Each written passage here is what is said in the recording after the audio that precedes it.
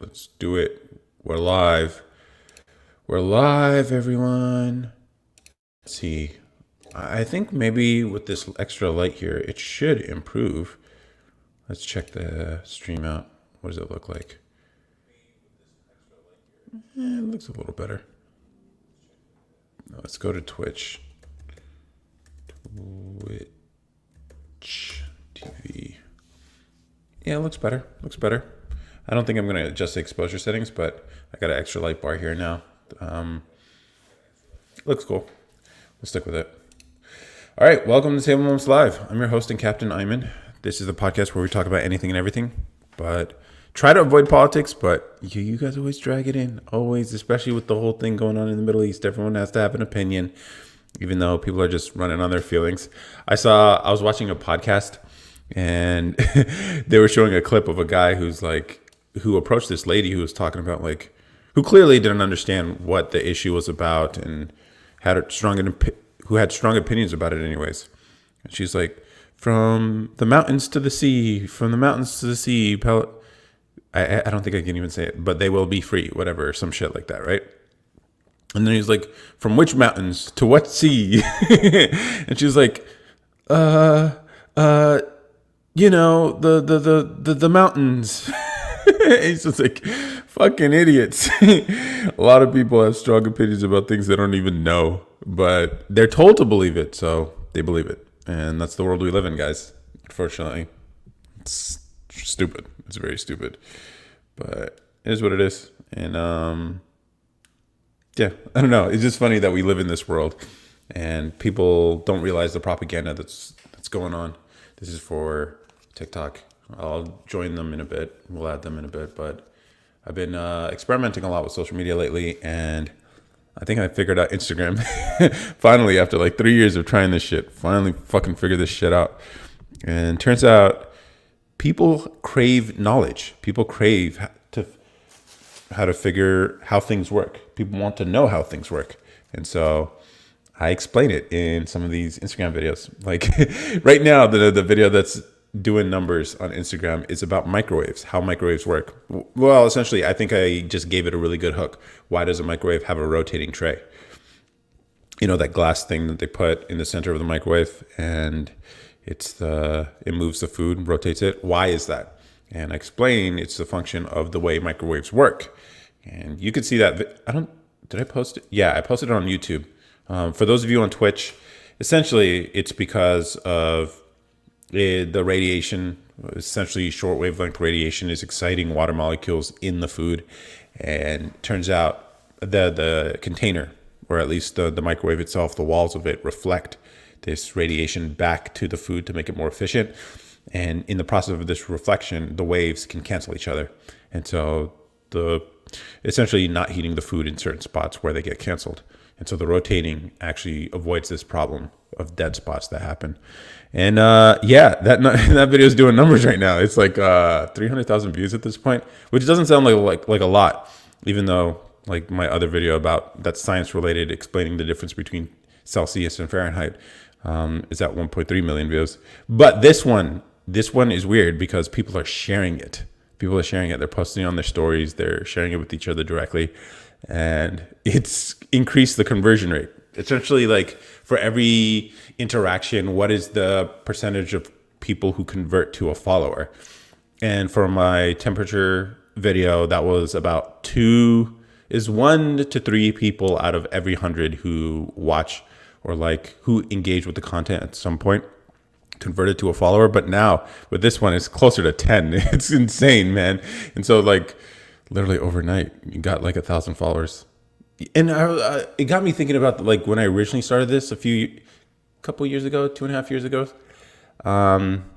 Yeah, it was a grind. It was 12 people on Instagram was the entire audience for Table Moments.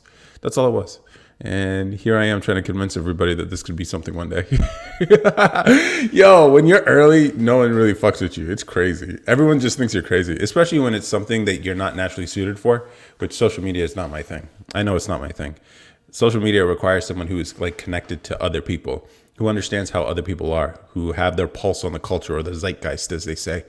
And if you're one of those people, it's a lot easier to play this game because you know what kind of content to make. Or maybe you're making content for yourself, but you are like most people. So it's easy to make things that appeal to other people because other people are like you. Now, it turns out I'm not like other people, unfortunately, which was a whole learning process for me doing all this stuff, just understanding like how different I am. Although, turns out maybe there is this, I've been searching for, essentially the way I like to think of it is Venn diagrams. As a Venn diagram, there's me and there's everybody else. And then there's this small sliver of overlap. That's what I've been trying to find. What's that overlap? And it turns out maybe for Instagram, this overlap is explaining how things work, at least the science behind it, which I enjoy because I like knowing how things work all the time. I'm looking things up, going deep dives into things just because I'm curious. So I know a lot about a lot. And if you can explain it in a simple way that the average person can understand without using special jargon or niche words or what do they call it, 50-cent words or whatever, college, whatever stuff, then you can actually like reach these people. And turns out, yeah, people are like, oh my God, I didn't know that by putting food at the edge of the microwave, it'll heat better. Yeah. And that's, you know that because of how it functions, because you know it's a rotating tray and all this stuff. So it turns out there's some overlap, which I've been searching for so long, and finally found it, which is good. We'll see if I'll continue. Now the question is, can I do this outside of just science? And this is the thing about me. Like, just because once I figure something out, I get bored of it. I'm just like, all right, now I figured this thing out. Most people are just like, oh, I figured this thing out. I'm going to milk the shit out of it. That's why you see a lot of these content creators, they start making one type of content and it's working. Then they continue to make it. And that's all they make, which I get. It's the easier path for sure. But I actually want to get good at this, which means testing, which means experimentation, which means trying a bunch of things and seeing what works. And once I figure out something works, I'm like, all right, let me see if I could push it in another direction. Giving myself like ability to move and be flexible with the kind of content. And if I can do this, then it means Table Moments could be a container for pretty much anything, which is cool. And if you're new here, this is a podcast page. Like, that's the whole point. I know I haven't posted on YouTube in a while. I've been posting a lot on TikTok and Instagram. I've just been putting all my attention there because I treat those platforms like the experiments, and then YouTube is more like dedicated big ideas. And I have some ideas now that I've gotten some learnings from this stuff here on TikTok and Instagram. It's like, oh, here's some interesting ideas. I'm starting to understand hooks better. I'm getting better at it, and it's good. It's good. Finally, results are showing. Results. Yo, and I'm actually reading, I'll talk about the book I'm reading later once I get on the TikTok live. But man, the book is a trippy book, Anti-Fragile by Nassim Nicholas Taleb. And he talks about, like, it's a mind bender, especially for the average person who's never like challenged the way they think or see the world. It's not a dense read, but it's definitely a non-traditional way of writing. He writes more like an academic. But he actually writes the way I speak here. So like there's all these like side quests that happen in the way he writes, which I kind of have an appreciation for now, considering this is the kind of content I make. So that's cool. That's cool. It'd be cool to write a book. No. You know, people talk about writing a book one day. Oh, I want to be an author. Technically, I'm a published author at this point because I published that book on poetry, the haiku book, which I haven't done any promotion for. But it's out there if you want to buy it. It's on Amazon, a book of haikus. But I mean, like in a formal, like more professional or a more comprehensive book about something more interesting. That might be, books are cool, but I think making a movie would be even better. You know, everyone talks about making a book, and it's like, no. Let's make a movie, or a TV series would be really cool. And I came up with this idea for as part of Table Moments. One of the spinoff ideas was like, hey, yo, what if we came up with a game show, a variety game show of cast members of part of the Table Moments? The whole idea behind calling it Table Moments instead of just naming it after myself right now is because I want it to be bigger than me. And it started off as a siblings podcast, which included my other 3 siblings. So the idea was it's going to be us, and anyone who's related or who wants to get on or who wants to partnership or who wants to plug in this stuff, they can join and become a part of it. And so it'd be like a game show series. And we would come up with these game shows, these ideas, these games or things we could play with each other, testing out something or whatever that involve branded products. So like, let's say capture the flag. We rent out an Airbnb. We get a bunch of Nerf guns. So Nerf would be like a sponsor of the video. We'd get a bunch of GoPros to put them all over and capture the footage. That could be another sponsor for the video. Ring doorbell, like the whole security system, that could be a part of it. And so you could have two teams playing capture the flag. One team has to play defense inside the house and the other team has to like get the flag, and then you can switch spots, whatever. But it's a game show.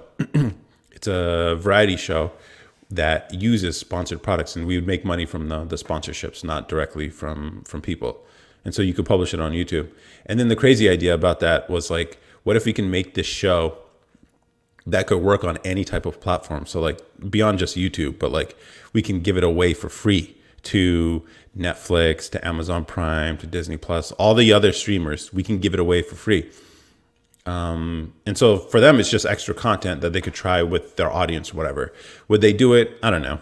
But it's just an interesting idea that you can just give away a show for free and you make money based on views. So because you're using all these branded products and sponsored products in the game show itself, what if you made the payment from these companies contingent on the views that it gets? So it's performance based only. So then it's easy for them to justify it because it's like, all right, if it gets views, then we'll pay you based on views. If it doesn't get views, then it doesn't cost them anything. And so I thought that would be an interesting like win-win-win scenario. Like these streaming platforms get a show for free that they can share with their audience. We get to make a show with promoting table moments and some of the ideas we come up with. And then the companies of the things that we use in the show get advertising based on the performance of the video itself. So it's like, because the way advertising a lot of the time works is you pay the money up front, hoping you'll get results. And so there's a lot of this guesswork. And what if instead we remove the guesswork and it was just like, pay us based on performance. If the show doesn't do well or that episode doesn't do well, then you don't have to pay us anything. And so that incentivizes us to align our incentives with the advertisers, or at least the sponsors for the products in the show. And then the streamers get a free show to add and share with their audience. And then also because we're sharing it with everyone, then it just builds the brand further. A streaming platform would probably want exclusive rights and we wouldn't give it to them. And so that would be the one caveat. I don't know if it could work, but it's an interesting idea for a show. So I don't know. I just come up with all these interesting ways of doing things. And I find that I come up with ideas, but the execution is the hardest part. And a lot of the time, I don't even have experience on the execution of a lot of these ideas. So I end up having to learn it all myself because don't got a team yet. It's just me right now. It'd be cool one day to like these ideas we can just pull off. And that's the whole thing with Table Moments. We come up with these interesting, which I mean, that's the whole idea behind Table Moments. Like you hang out with your friends, you come up with interesting, funny ideas. But then what if you made them a reality? And then that's Table Moments. That's funny. That's entertaining. And I don't know. I think that would be cool. So that was the whole idea behind this, or at least part of the reason. And I'm still trying to figure out what this transforms into. But yeah, it's something. But with that said, let's add the guys on TikTok because I don't know if I'm gonna be staying up too late today. But yeah, Instagram's been interesting, very interesting. Let's see, and then also some of the hate I've been getting on. Whatever. Let's see. What if we do this? Let's do that. So cool. Ooh, the light's actually working well. This light bar that I recently just got from Harbor Freight, actually, $17.99. It's on sale right now if you guys are interested in light bars. It's 4 feet. It's bright, but it lightens my skin up a little bit, which Pink Doll, I think, on TikTok, is the one who does the NPC stuff. They lighten their skin on purpose. I'm not doing it on purpose, but who knows? Maybe it looks better. Maybe it's more appealing to the white audience, you know? Apparently there's this debate going on right now on social media about like, oh, who is that lady? I guess someone said it's better to have a white audience than it is to have a black audience. Is that true? I can see where she's coming from. I can see, because it's like, I remember the first person to shout out Table Moments on Instagram was a white kid. with some like avatar. It was like his username was like Narwhal something, but it was the first shout out we ever got for the Table Moments podcast. And I was like, yo, that's crazy. Not even my own family shout out the podcast, but this random white kid on Instagram did it. So maybe a white audience is better. I don't know. But it's crazy how much hate you get for calling people out. Because like, yeah, certain segments of the audience are better than others. It's hard to accept, guys, but it's also true. It's also true. People don't like hearing the truth. And so this lady got a lot of smoke, apparently. I don't know. I tried finding the original video, but she took it down for obvious reasons. People were making so many stitches and giving her a bunch of hate. It's like, how dare you? You got off the backs of black people, blah, blah, blah. And then you decide like white audience is better. I don't know, man. This content creation game's hard. You do what you got to do. But it's funny. How's everyone doing? We could have a whole like discussion about race and audiences and who. I don't want to say who's better because obviously that's going to get you canceled. But I've been trying to get canceled for like 3 years, so maybe we touch it. How about that? Hey Tammy, thank you for the reminder on the name. Yeah, nice to see you here. Nice to see you here. How's everyone doing? How's everyone doing? Oh man, it's been an interesting week, but yeah, how's everyone doing? I don't know. I have some topics prepared based on videos that I posted this week. It's funny, like people like to learn about how their appliances work. I could do a whole series about like explaining how appliances work that people might actually enjoy. At least people on Instagram really appreciate that. Okay. Abby, ER nurse entrepreneur. Really, you're gonna start off the stream like that? I just got on. Come on, let's not start a war of flags in the comment section. And I don't understand what people think that will do. I get it, like you got your side, but come on, what is that doing? It'd be funny if you just like spam the chat with like some random flag and talked free everyone. Is there a flag that represents all people in the world? I don't know, but that's funny. Bringing awareness, curiosity. I don't know. I think everyone's aware, and I don't think anyone's curious at this point because you realize the conflict. That's all people. People are just like they're dug in, which is the problem. Like you cannot have useful dialogue to come out of this stuff unless both sides are open. I mean, it's weird that people even pick sides because like, what's the phrase? I was mentioning this earlier, but like, people have opinions about this stuff, but they don't even know what any of the slogans they're chanting actually mean. What do they say? From the mountains to the sea or something like that? If you ask people which mountains to which seas, no one's going to be able to answer that. Most people aren't going to be able to answer that. Did I get all my stuff unpacked? Basically, yeah. And I got some furniture to like organize the space a little bit. So it's cool. Everything. I mean, I'm as settled as I probably will be. I just got to get rid of these cardboard boxes and whatever. But yeah, I'm essentially moved in at this point. Don't you work at Amazon Air? Amazon Air. What is that? Is that their like air freight service? I don't, but that's interesting. Amazon Air. Or is it because of the shirt? No, I don't. I don't work at Amazon Air. But yeah. Hey, Grazy. What's up, man? What's good, bro? You got a black flag. What does the black flag on your profile picture or your description mean? Is that like in between the Israel and Palestine flag? You know? Or is that a world flag? We don't have to get into it, guys. I know every week people, I don't know, man. Oh, you thought it was cool? Okay, yeah. It's cool. Okay. Yeah. I don't know. I have some topics prepared for this week. This week, it's weird. Instagram is really weird because I made this video about how microwaves work.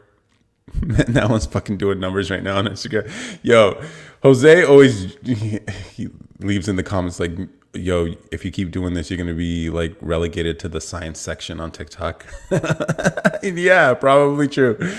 But people on Instagram seem to appreciate a little bit of knowledge. So it's kind of giving me hope of because I always had like a bad impression of Instagram as a platform. No topic yet. I just joined, so if there's anything on your mind, I'm talking about Instagram right now and how I'm having some moderate success there, explaining how appliances work. Apparently, it's crazy, it's wild, and people are sharing it with each other, and it's I don't know. I find how things work fascinating. I'm an engineer. I'm an engineer by training, so I kind of that stuff kind of fascinates me. I always like look up things, like, and I'm always curious about the world, and I'm surprised like most people aren't. If you realize like the average person is not curious to figure out exactly how the things that they depend on that they use every day actually works, and so you can hook them sometimes with like some of this content stuff, like the hook I used for this video about microwaves was, why does a microwave have a rotating tray?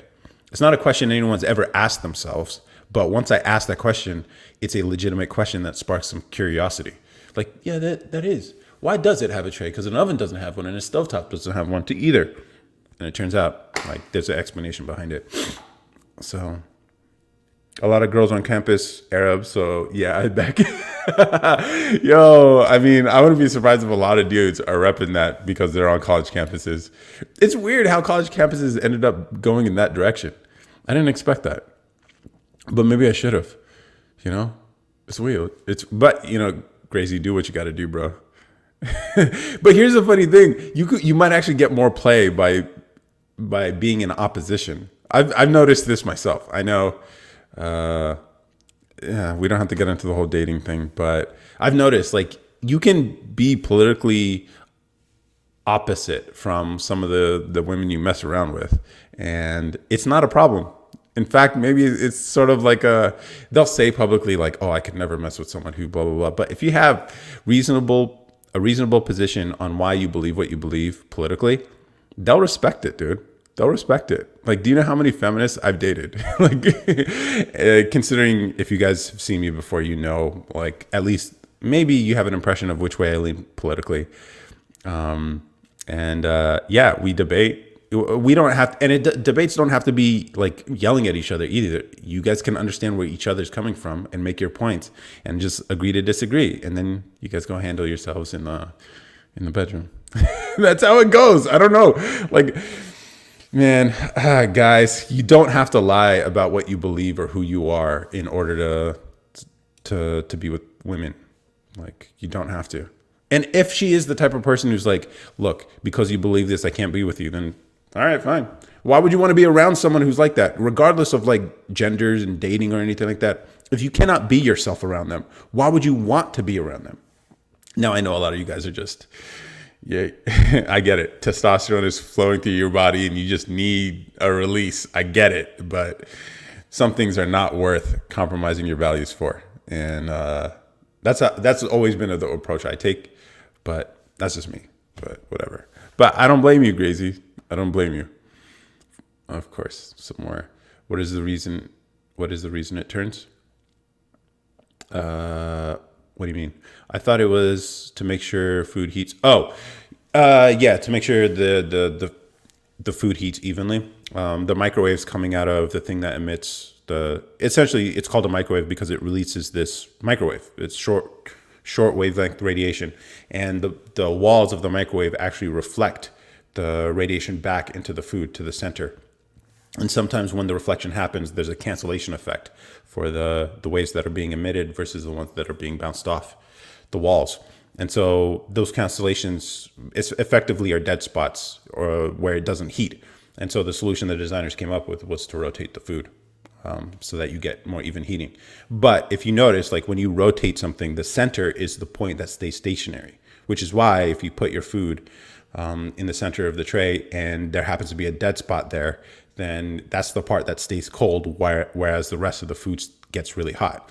And so that's why the recommendation when you put food in a microwave with a rotating tray, you keep it near the edge so that all the food rotates instead of just most of it outside of the center. And, people really appreciated that tip. So, yeah. So you're right, Curried. It's crazy that I'm Palestine and no one even knows it. I look like a total white girl. I think that's true for like, yeah. I mean, I don't know. How do you feel about it? Do you feel like they don't accept you? Or do they think like automatically you must be a white girl? until you start talking about this stuff. And then maybe they tell you, oh, how dare you talk about things that aren't. Because I notice like some people, if you don't look the part, people don't care to hear anything you have to say, which is unfortunate, but people are shallow as fuck. It's wild. It's wild. But, people are people. Honesty goes a long way with women. Yeah, maybe, I guess. I just have a thing about honesty. Like, I don't care to lie about who I am and what I believe. And here's the thing, you can't be confrontational. You can be open-minded in that dialogue with people you disagree with. Now, there are some people who are just so emotional about this stuff that you can't even have a conversation. Those are people I think that are just unfit to talk about any of this stuff and probably not even be around if they're going to just start calling you like, oh, you must be evil. You must be blah, blah, blah. Because a lot of people fucking do that shit. But on the other hand, like you also realize like a lot of people are just saying the slogans. And with those people, you can actually have some dialogue, weirdly enough.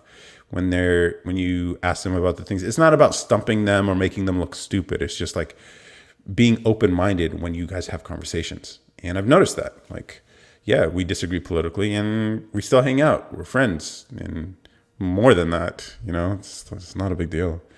Which is why it always surprises me when guys feel like they have to lie about who they are to be with women. I'm just like, it'll probably work in your favor if you're honest. And it'll be good for you personally because you don't have to lie. You don't have to like worry or tiptoe about anything that you believe. So, well, I didn't know that way. Interesting. Yeah.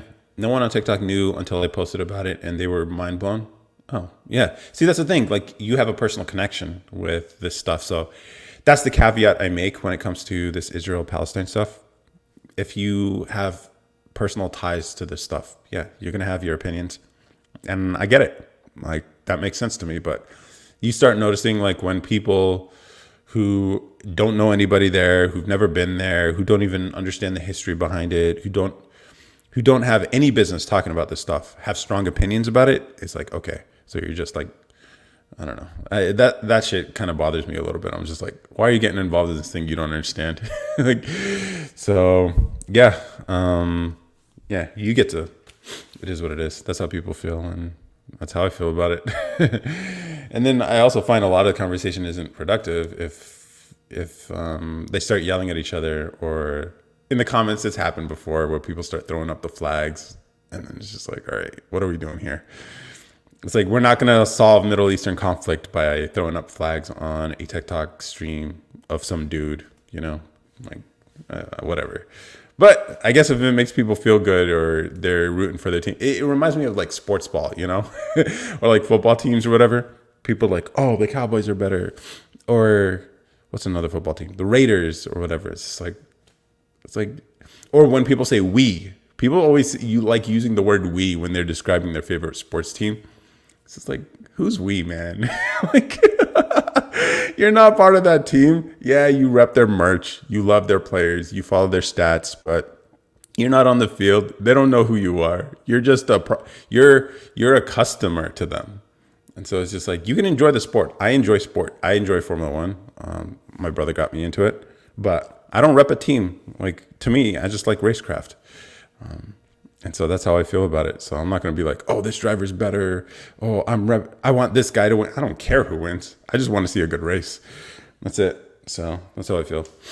But, that's hard to describe to people who are just like so impassioned with stuff, which I don't get about things. I don't actually get that passionate about like things outside of me. I get passionate about things that I have influence on. Like if it's something I can directly affect, or like social media or whatever, because I took it in a different direction and it seems to be working, whatever. Those are the things that like, I'm like, I knew this would work, whatever, and stuff like that. But sports, not really. I'm not, whatever. Some comments in this live were filtered to protect the community's experience. Who's leaving comments like that? Look me in my eyes. I always look in your eyes, LTP. I always do. No bio. But yeah, I can see you in your eyes. What's up? Some other topics I have for today. Thirst is a liability. That's also related to relationships. This is specifically a problem guys have. I don't think a woman showing thirst is a problem. I think a lot of guys would appreciate a girl who's thirsty It's other women who hate women who are thirsty, you know? But women don't like guys who are thirsty. So that's the whole relationship thing. I know some people feel some type of way about whatever. Also, I posted a video about imposter syndrome. Like, why have imposter syndrome when there's plenty of real imposters out here? So when you frame it like that, it's like, yeah, why am I insecure about my qualifications here? I studied it. I have experience in this space, yet I feel like a fake when real fakes are all over. We're surrounded by them. And so maybe I was hoping that could be an interesting perspective for a lot of people who find themselves in this situation. What's thirsty mean? Needy for relationships or dating. That's basically thirsty. Yeah. So like a guy who's too desperate to be with girls is not something I think women appreciate. But a girl who really wants to be in a relationship or date guys is something I think welcomed by a lot of dudes because it makes it very clear. Yeah, needy, basically needy. So no one has a problem with a needy woman. In fact, a lot of guys would treat it with tender love and care. But, nobody really likes a needy guy. A needy guy is a little, ooh. Because like it also, you realize how people are. This extends beyond dating too. Like no one wants to be around the person who wants it too badly. So that's what you got to be careful for. Because people will judge you for that. Which is why it sucks when you're unemployed.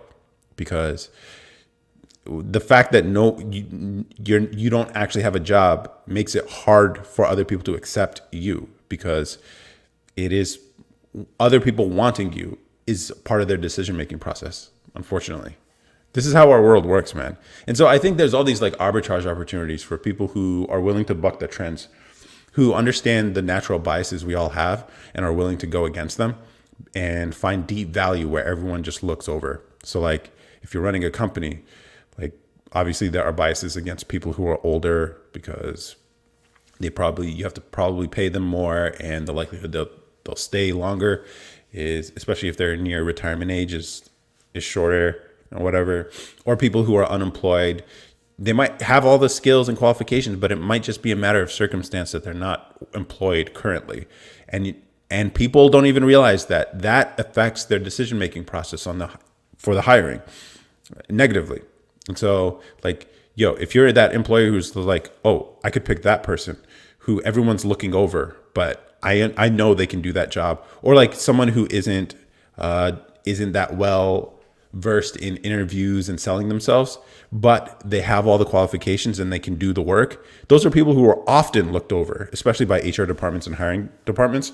You can find those people. I think there are plenty of people out there who are stuck in these situations.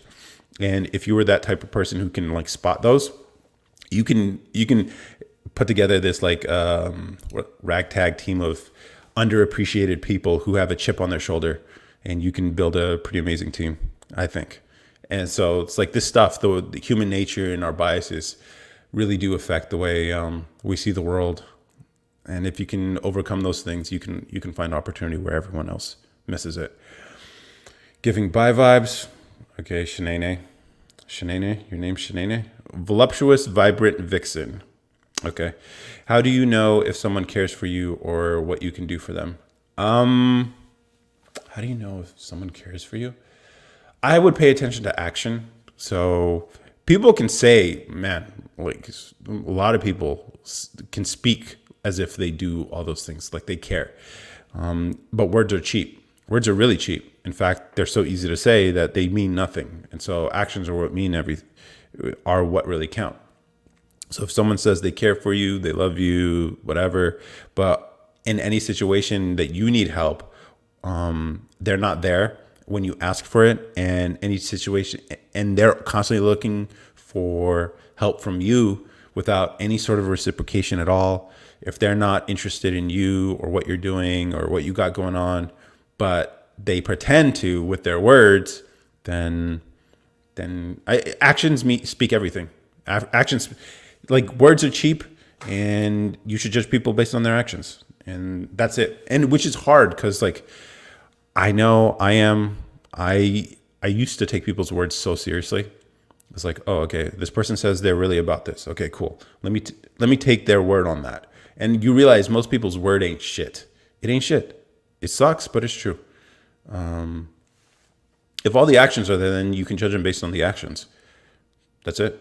Like, there are people out there who can't say the right words, but if they're there for you, they're supportive, and they help you when you need them, and they're not constantly just trying to use you, and you can tell just based on the frequency. Then, and that's how I would judge people. And I've made this mistake before too, like taking people on their word. But it's hard because we project ourselves onto other people. And this is one of the, like, I don't know if it's a bad habit, but it's just a tendency of people to like put themselves into other people but then part of, I think, maturity and growth is understanding people aren't like you. And so you have to judge them for who they are, not what you project onto them, which is, I mean, it's been a learning journey for me for sure. You're back. Let's go. Messi the GOAT. You changed your profile picture again. Now it's a minion. What's up, man? Such an inspiration. Thanks, Sharon. I appreciate it. Yeah, you inspired me to strive for something more. Awesome. All the actions are there. Yes, we protect ourselves and morals onto Pither. This is so very true. Yeah. Yeah. And then it's not even, for me, I find myself having to remind myself all the time, like, pay attention to their actions. Because, like, man, I don't know. When I say something, I mean it. Like, my word is I feel it runs me. So I think I impose my value system on other people. And I don't think that's fair to people at all. And so I have to constantly remind myself, like, stop paying attention to what they say, pay attention to what they do. They're saying all the nice things. And especially if you like grow up in like certain cultures, like I grew up in an immigrant family where saving face was a big thing, like saying the right thing, social lubrication, all that stuff. Man, there's a lot of this deception. They won't consider it deception, but that's what it actually is. People are not being honest with each other about how they feel.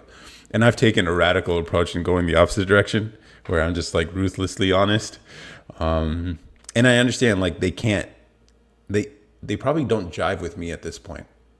It is what it is, but I appreciate people who move that way with directness. So I have to go, but, oh, you have to go. Keep going, man. All right. Yeah. See you later, I guess.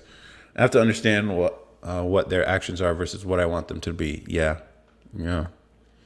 And so, especially if you're a person who gives a lot, you can find yourself in this situation where you're just like, man, why are they not being, because, like, I guess the point is you don't give just for the sake of receiving, which I heard Alex Hormozy talk about this. He's a guy who's like an entrepreneur or whatever and he makes a lot of content on social media these days, but he was explaining like the distribution of people, like the certain types of people that there are.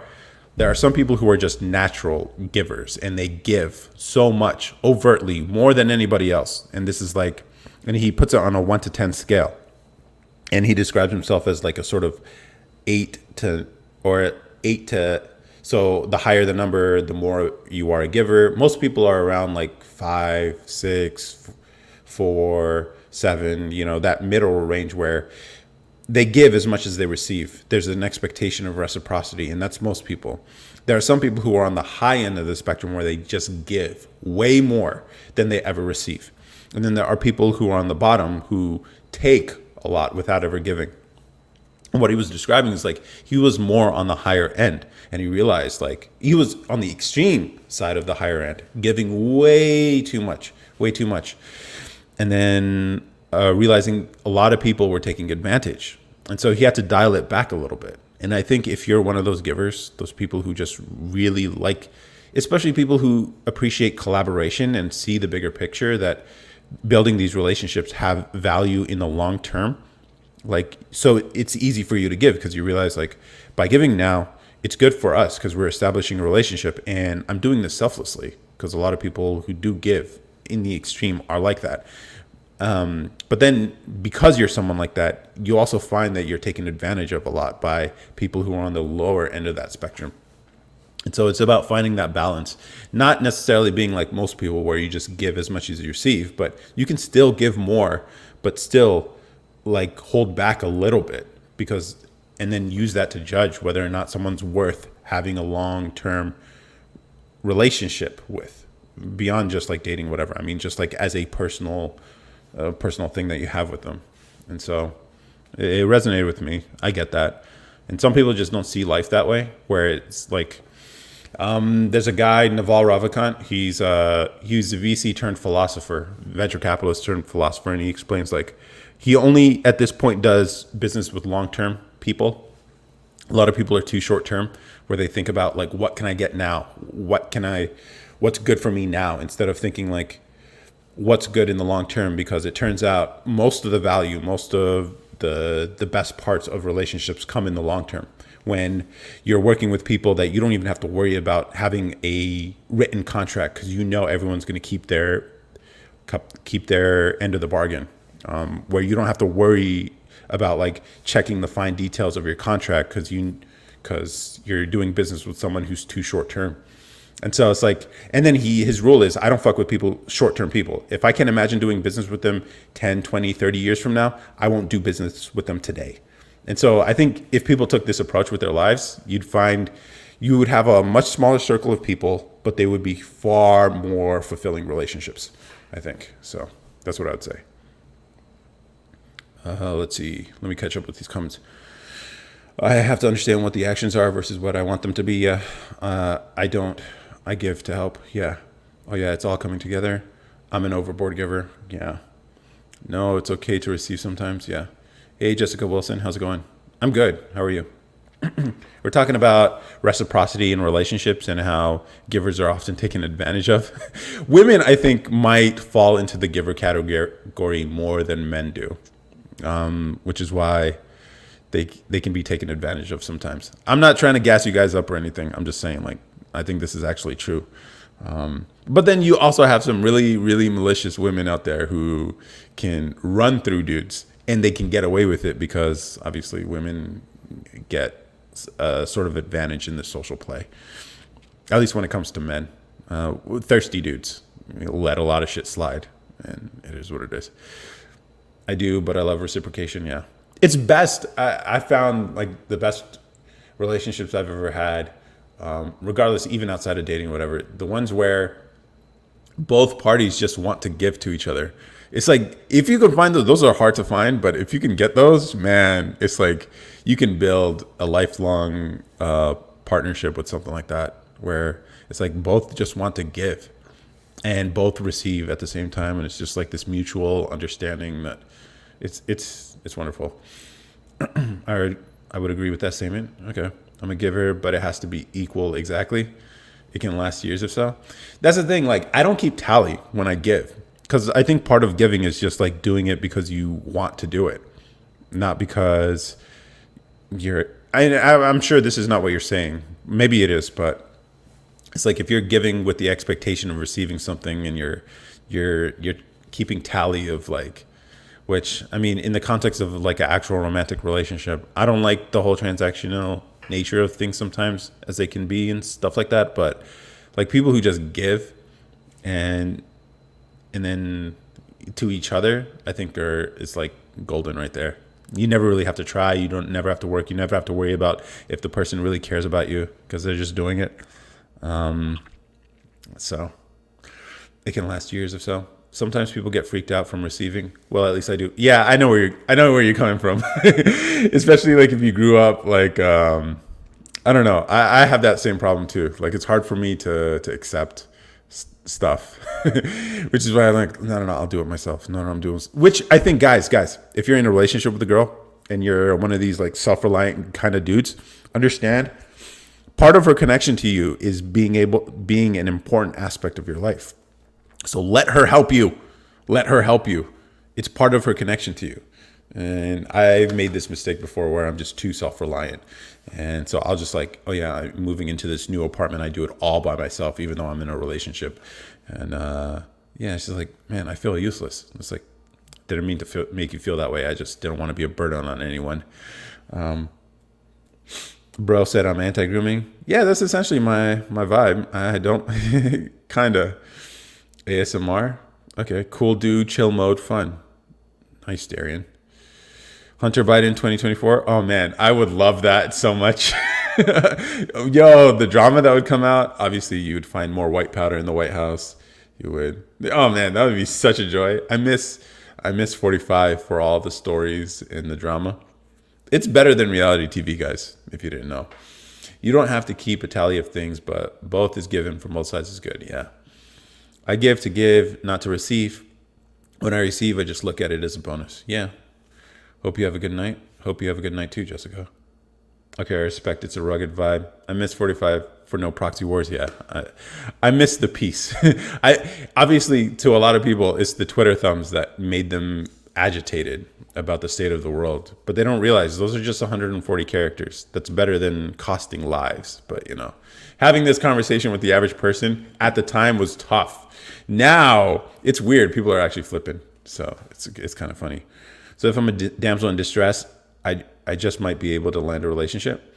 There's definitely going to be dudes who want to help save you, but I don't know if you can respect a dude who. Well, maybe it depends. I think there's nuance there. Not necessarily you have to be a damsel in distress. Like, I mean, I recommend guys don't even try to save people, but if it's like, hey, there are certain things that would be complemented well with a dude. Like a dude doesn't want to feel useless in a relationship either. So I think maybe now that I'm thinking about it, maybe it's true for both men and women. They both want to feel useful in a relationship to the other person. And so part of this is letting each other help. You guys help each other. So it doesn't necessarily have to be a damsel in distress. But thanks so much. You're welcome. And I'm Black, Blue Ottoman. Bring Trump back, man. Oh, wait, let me catch. I miss eggs at $3. I miss fast food meals for 10. Yeah, you cannot find $10 fast food meals anymore. Obviously, you can get some value meal stuff, but not like you used to. Like a Chipotle bowl is like $15 now. Obviously, you got to get extra meat, but still. I remember when it was sub $10. Okay. Restaurant meals for 20, 30. Yeah, bring Big Trump, man. They're still around. And I'm Black. Yeah, I know. It's funny. Like, yeah. All right. So were your relatives or do a lot of other Black people think you were crazy? Did you vote for? I don't know. You can give the details if you want to. Agree. Economy was booming. Things were cheap. Beers tasted better. I don't know. I'm not a beer guy, but sure. That could be one thing. Exactly. Oh, man. We're going to get into the Trump stuff. Okay. The air hit different. It did hit different, man. It was optimism. That's what you were tasting in the air. Optimism. And it turns out it affects everything. Maybe if you elect people who are just pessimistic about our future and talk about like calamity and distress all the time, it's probably toxic for people's pockets. Maybe that was the case, but who knows?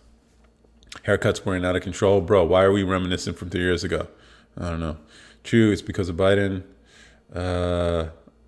Let's see. People used to reminisce for things 10 plus years ago. Biden raised prices. Bro, I voted Democrat in 2016. You took that L. You did not go with super predator Hillary. Please tell me you didn't. Come on, man. Come on. That's crazy. Where do you guys live? Because stuff is still affordable where I am. Here's the thing. Texas is actually like, there is remnants of that stuff still. Like the grocery store here, H-E-B is easily the best grocery store I've ever been to. Like I've lived in New York. I've lived in California. Texas grocery store, easily the best. Gas is cheap. Everything is cheaper here. So there's still some taste of that. Now, if you live in like a blue state like California or New York, yeah, you're paying a price for that. Didn't vote in 2020, won't vote again, but hope Trump wins. Okay. I've been in 2 states, California, 1 in Midwest, both expensive. Okay. Trump could very well and needs to be president, honestly. Oh my God, Hillary. I'm in. Oh, shit. Yo, I remember you because we went through your profile, your website or whatever. And I think that's you, right? Where we went through your profile for my boy. Damn, who was it? Damn, what's his name? I hope he shows up. And I hope he slid in your DMs. Or maybe you slid in his DMs. But that got my life banned because apparently it was like bullying or some shit. My family, Muslim bro, he was talking about registering us. Chill. Really? Turns out it was a talking point and his whole presidency was a vibe. Oh, it wasn't you? Oh, okay. Never mind. I feel like I know the picture. Whatever. I've talked to a lot of people through this. Who would want Hillary as president? A lot of people. A lot of people wanted it. A lot of people voted that way. And it's funny. Well, like when you're early, everyone thinks you're crazy. Dude, do you know how much shit I took in 2016? Everyone, I remember the day after the 45 got elected, like, I got some weird ass Snapchats from people I grew up with, like, oh, fuck this guy, Orange Man, blah, blah, blah. So it was like, I didn't realize people were that into it. But, and I didn't think he had a shot of winning. I just couldn't do Hillary because I was working for part of the government supporting the U.S. Navy's nuclear fleet, and I have experience handling classified information, so I knew what a big fuck up all the stuff Hillary was accused of actually was, and they were letting her get away with it. I was just like, wow, we're really gonna let corruption slide in front of us? I was like, nah, I can't have that. And so I was angry when I had to make that vote for 45. But he exceeded my expectations for sure. So hey, it is what it is. And his whole presidency was a vibe. Yeah. Once you actually start watching the rallies, you have to actually watch it. Like a lot of people, they only ever see clips and they're like, oh my God, how could you be saying that in front of a crowd of like 50, 60, 70,000 people? No. Watch it. And it's like almost like a concert. It's kind of crazy. And it is a vibe. It really is a vibe. And so it is what it is. Not me. Goat horn. Okay. Oh, hell no. Oh, you're the van girl. Okay, yeah, you're just a different light-skinned girl. Never mind. Habesha, I think, or not. I don't remember, but yeah, got it. How's the van life going though? Do you? Let's see. Yeah, you should make content on the van life if you don't already. Oh my God. Goat horn, it was me. I'll DM you next Thursday afternoon, Queen. My boy, you're already getting in. Yes. I love it. You know what? I was thinking like, you know how Kevin Samuels had his like whole community of like vetted people that he would bring together, like men and women, black men and women of success or whatever. It'd be cool if we could do that here too, where it's just like, look, we're surrounded by all these, I would say, idiots out here in social media. What if we can just like separate ourselves from them and then find other like-minded, edgy people? You don't have to, there are no qualifications or whatever, but it's, I think it'd be interesting. What up, mate? Ominous. What's up, man? What's good? Van talk.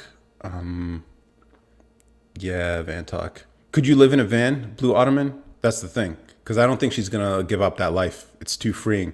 The kind of person who lives out of a van is the type of person who craves liberty. Okay, they need freedom. You can't tie them down. So don't expect her to be like stuck in a house in some casa somewhere. Where you been? I didn't see you on live for a while. I've been every week. It's just like I'm not consistent with the time. So that's my problem. Exactly. It's ridiculous. You was part of the feds. People always say that. I had security clearance, but I was technically a contractor and I wasn't a fed. I was an engineer. But I like to pretend like I was sort of James Bond, but without sounding as cool. But yeah, I remember when the FBI was like listing all her transgressions related to classified information. I was literally at my work computer with like, we had dual screens. On one side, I had like classified information that for my job, whatever. And then I'm watching this on like a little mini TV on screen that's being streamed. And I was just like, what the hell? They're really going to let her get away with this shit? I was just like, yo, that shit wild, bro. It's wild. So people who don't have experience with classified information don't understand how extreme what she did was. Anyone would be in jail for like the next 20 years for what she did. So they let that shit slide because she was a presidential candidate. And so I was like, nah, I can't let that kind of corruption go. And it was by the FBI too. James Comey. Yeah, that's how that started. How long before your girlfriend moves in? I'm looking forward to meeting her. I don't know. I don't even call him Trump, his Teflon, so I call him Big Tef. I like that name. Big Tef. You sure? I don't think it was me. No, he's just messing with you, Goat Horn. He's sliding in. He's spitting game right now. Don't play with Big Tef. Goodbye. I just bought a DJI drone and gimbal so I can start to try. LOL. Yeah, that would be cool. Like you get that band shot overhead as like because apparently there's a strategy for like videos where you got to get the setting, and so you could do that, and then you can get into whatever, make video series about. I think people would really fuck with it, especially if you like. TikTok is easier because it's they'll spread your content a lot easier. YouTube's a harder game for sure. But if you made it vertical, you can also convert, but that's up to you. Goathorn, I just need stable internet for work. Yeah, you just got to get that Elon juice. You need that Elon juice. What's the topic though? What are you guys talking about? We were talking about reciprocity in relationships. We've been talking about, I guess right now people are really on this Trump stuff, but I mean, we'll see if you can even get a chance. But really, it's all over the place as it normally is, Goathorn. Yeah. I could live anywhere if Goathorn is nearby. I could live in a dog shed if I was with Goathorn. I could do a van or RV for sure. All right, dude. Now you're just coming on too strong. Dude, dial it back a little bit. Just dial it back, and I think the game could work. Goathorn could put every model out of business, but chooses not to, and I respect that. Goathorn is a flower that had water poured into her and poured water into others. What the fuck? All right, bro. I have internet in my van. Yeah, they have those like devices. Yes, aerial views would be dope. That would be dope. And then I would get into scripting or at least outlining. That's what I've been doing for a lot of my videos. So if you're someone who lives in a van, you probably have a unique experience on life, which a lot of people I think feel trapped. And your content could appeal to that whole liberty, freedom kind of desire people have from that 9 to 5 sort of routine a lot of people go through. So I think you can build a niche there. And I think a lot of people have on YouTube and stuff, especially like if you can stay mobile and do what you want to do, that's kind of cool.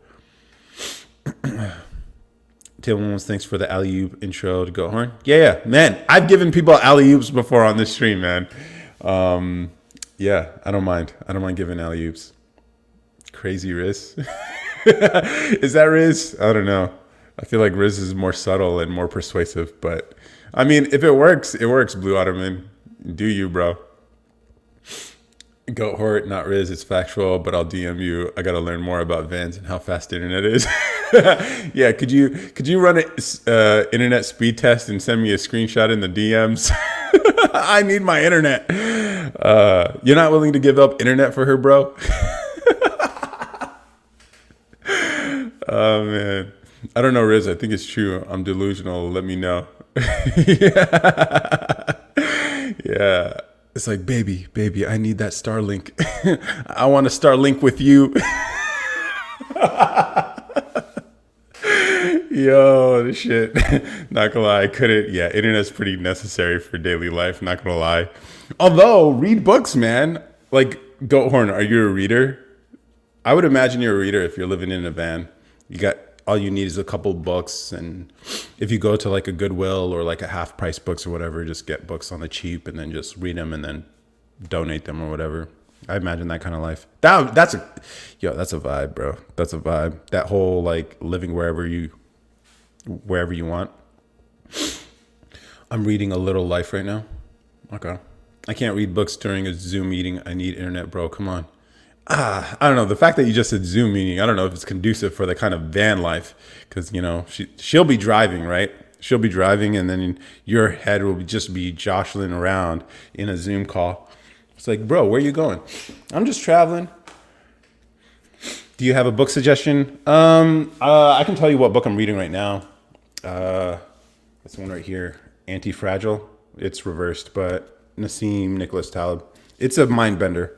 At least if you're not used to some of the ideas about like, some of the ideas in here are kind of insane. Like the appeal of randomness and how randomness can bring stability to systems, social systems and financial systems.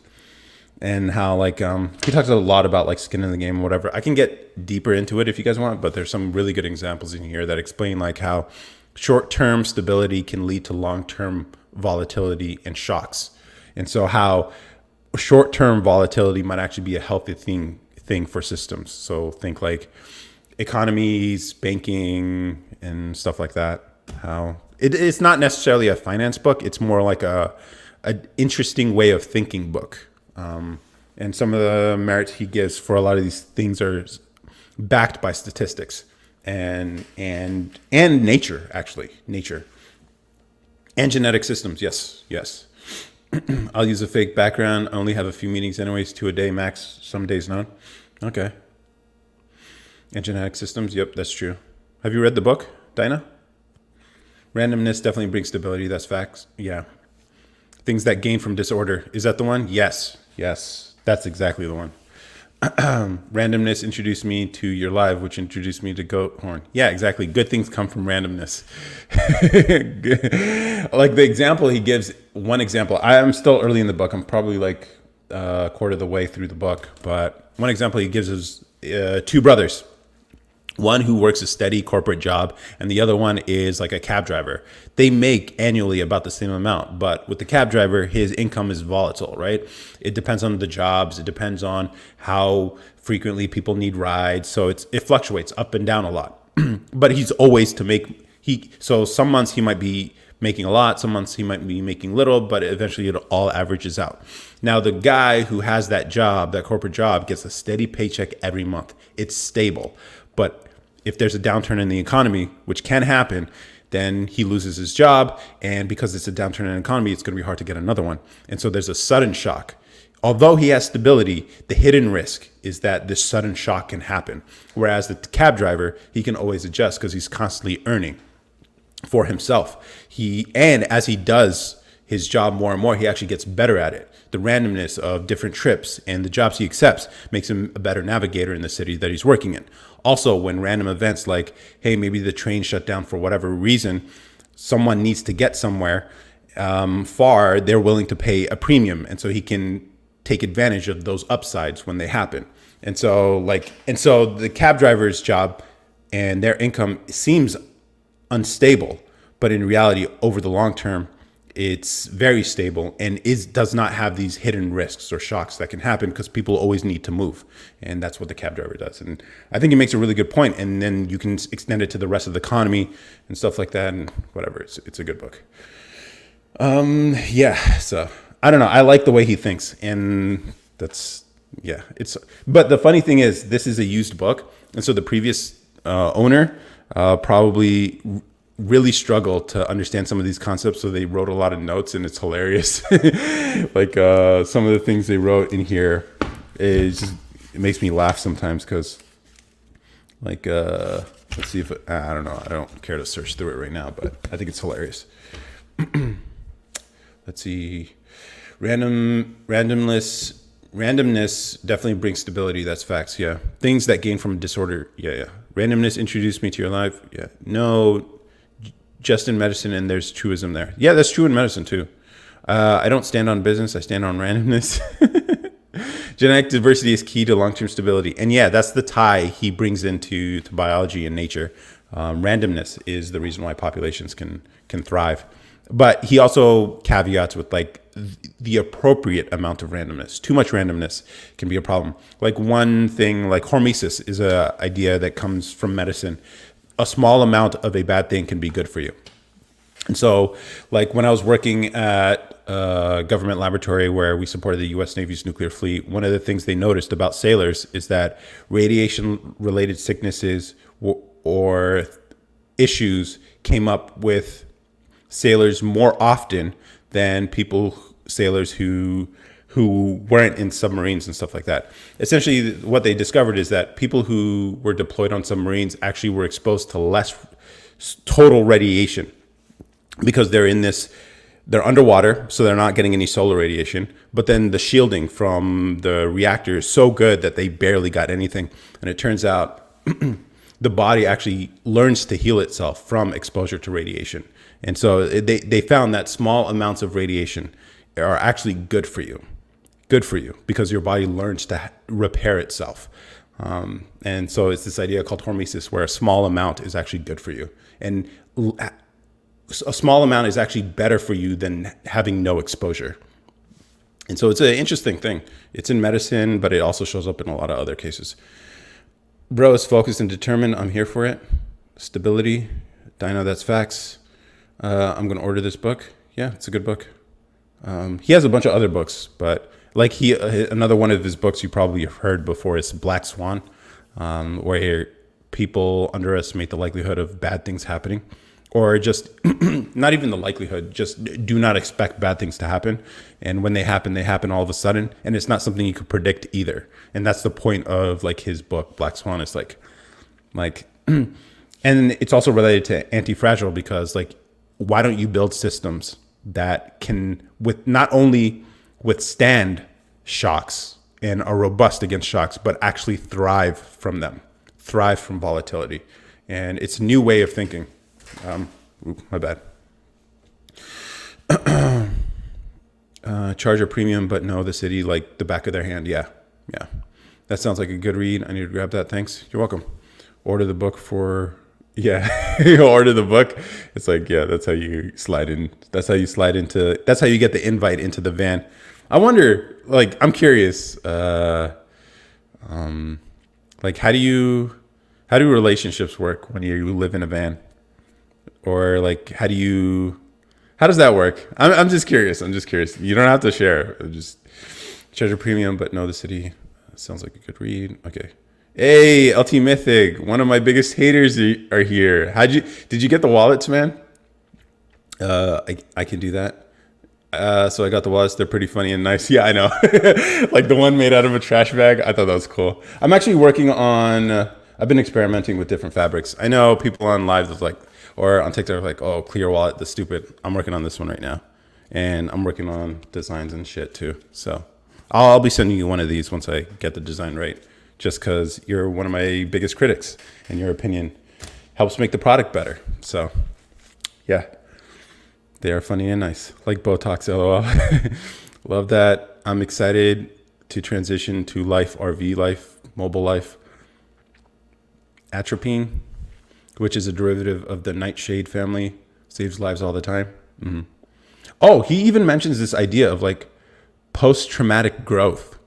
You know, people talk about post-traumatic stress, but there is traumatic growth. It not that extreme, but there is an opportunity to actually grow from some of the trauma that you've experienced, which psychologists never talk about because you can't make money from it. Telling people, yeah, what you went through is actually good for you, and you became better because of it. And so it's riddled with a lot of stuff, and he goes in a lot of different directions, which I realized the way he wrote this book is a lot like the way I stream, where the topics can be varied and they go in all these different side quests, but maybe there's this overall theme of something. I don't know, but it's cool. Freedom life. Good question. Been single since 2019, so not sure yet. Yeah, I don't know. Like the bumping and grinding in a van. I hope it has good suspension. Yo, Blue Ottoman, can you? No, I'm not gonna say it. PDG is so real, but it's absolutely true. That's so true. You can reframe negatives into positives. It's changed my life. Negative events become positive. Yeah, you can always get.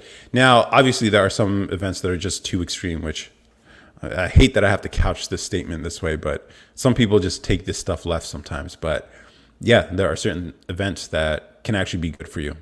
And stress can be good. Since 2019, oh my God. oh my God. Wow. You're very disciplined, Goat Horn. Or maybe it's just circumstance, but whatever.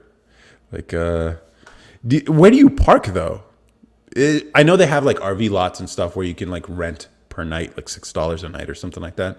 But I thought about a Prius, because it has that big trunk space. You can remove the back seats, then you could put a bed there. And I was thinking like you can always park in a Walmart parking lot if you really just need to crash somewhere. They have everything you need. Get a Planet Fitness membership so you can do showers and gym life and everything using that with Black Card. So that's like $20 a month.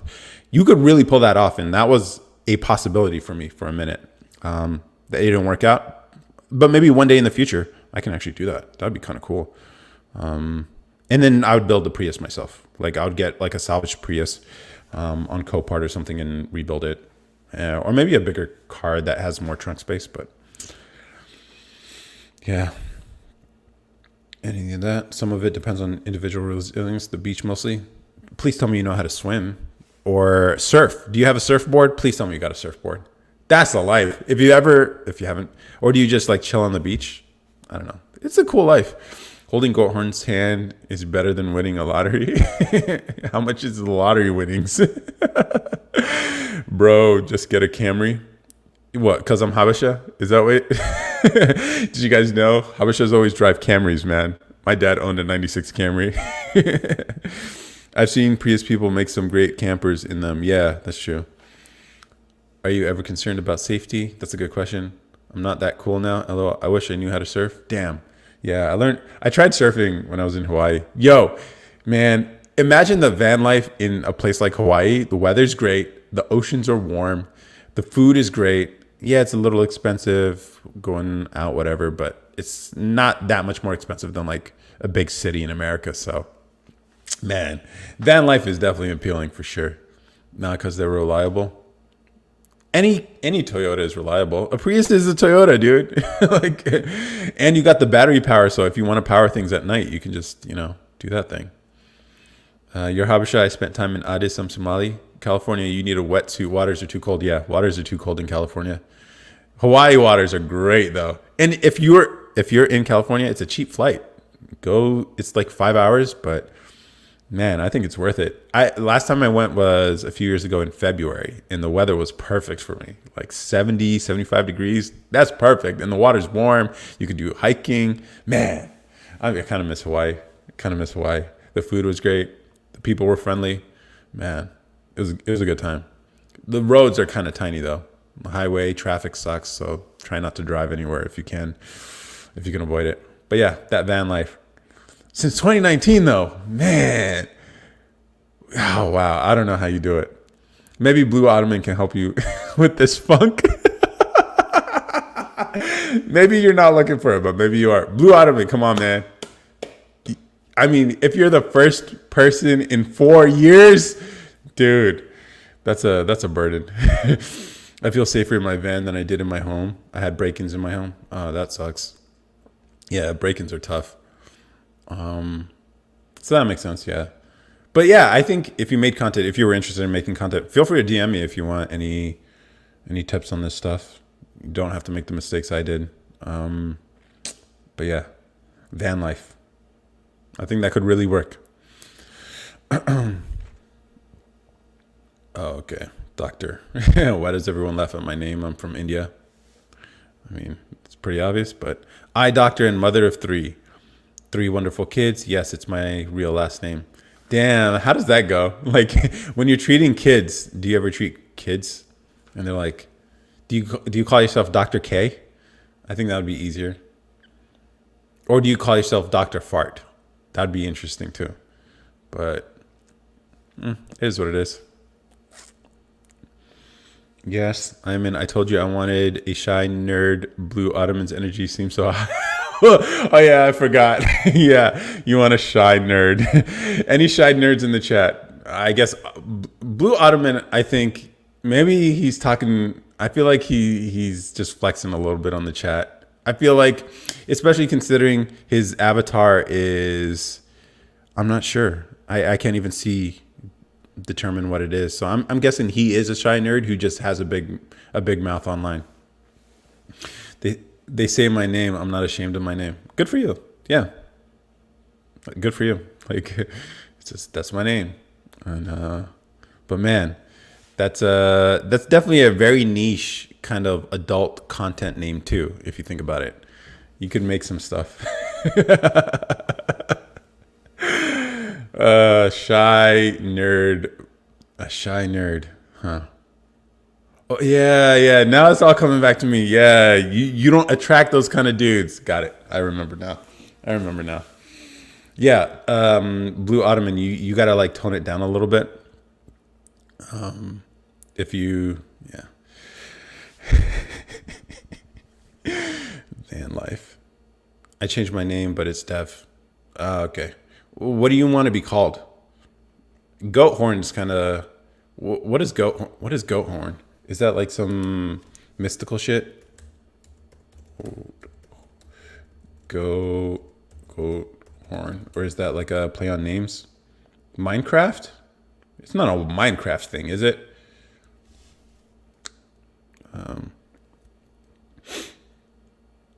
So probably don't remember. No, I remember. He's shy. He's about to order the book for you and everything else.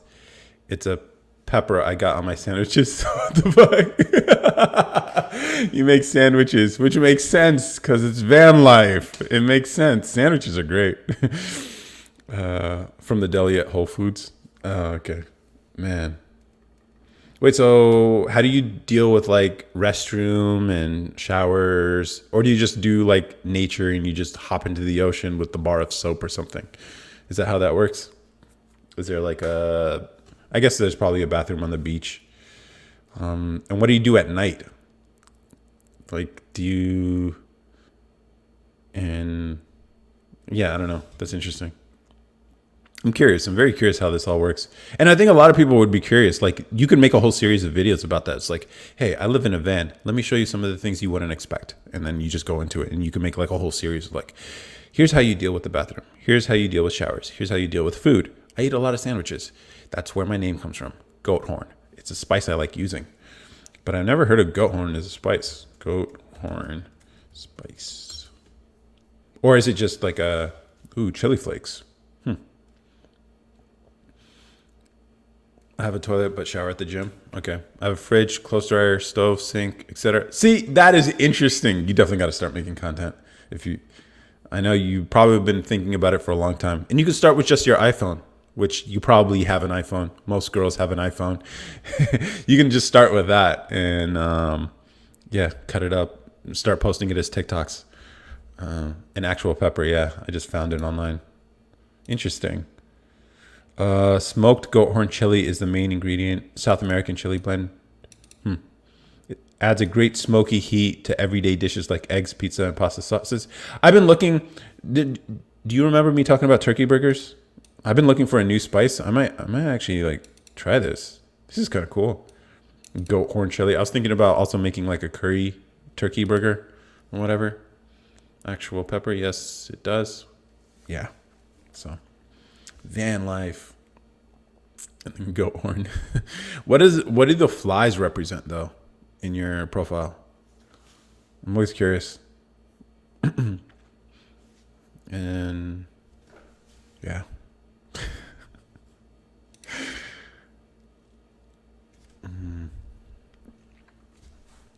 Fly on the wall. Could be, yeah. Just the coolest looking emoji. I love brown. Oh, she's an earthy girl, guys. Man, I've been with those before.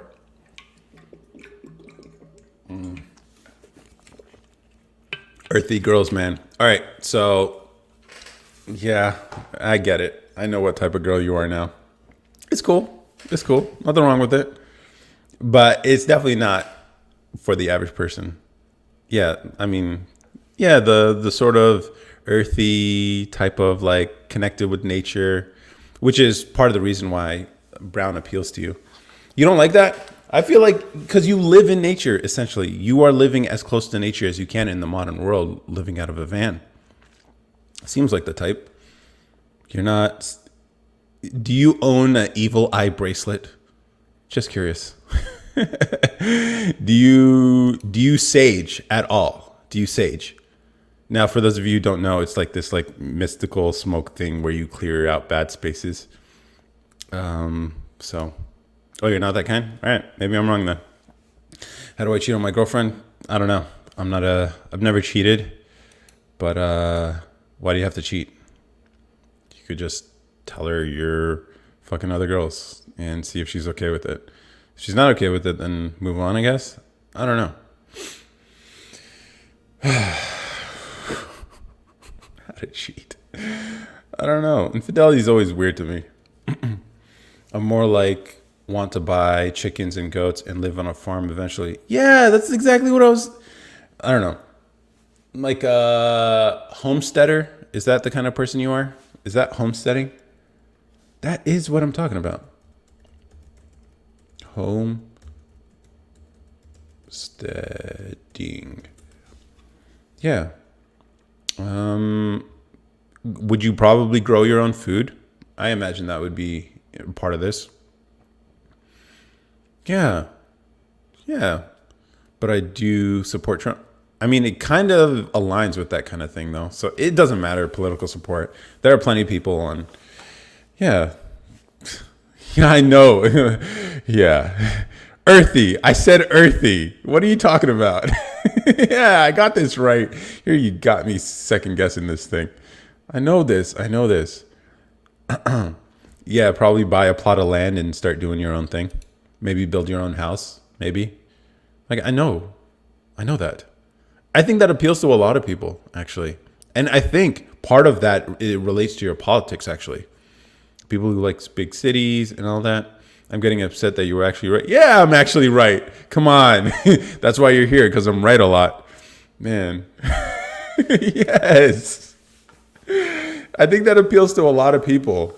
Or at least, because I don't know if we're fit for this kind of like living in these like structured systems, 9 to 5, with in a building. Here's the thing: I can understand doing it for the short term, but in the long term, like owning something far away from neighbors. Like I imagine myself living in a place where my neighbors are like a few miles away.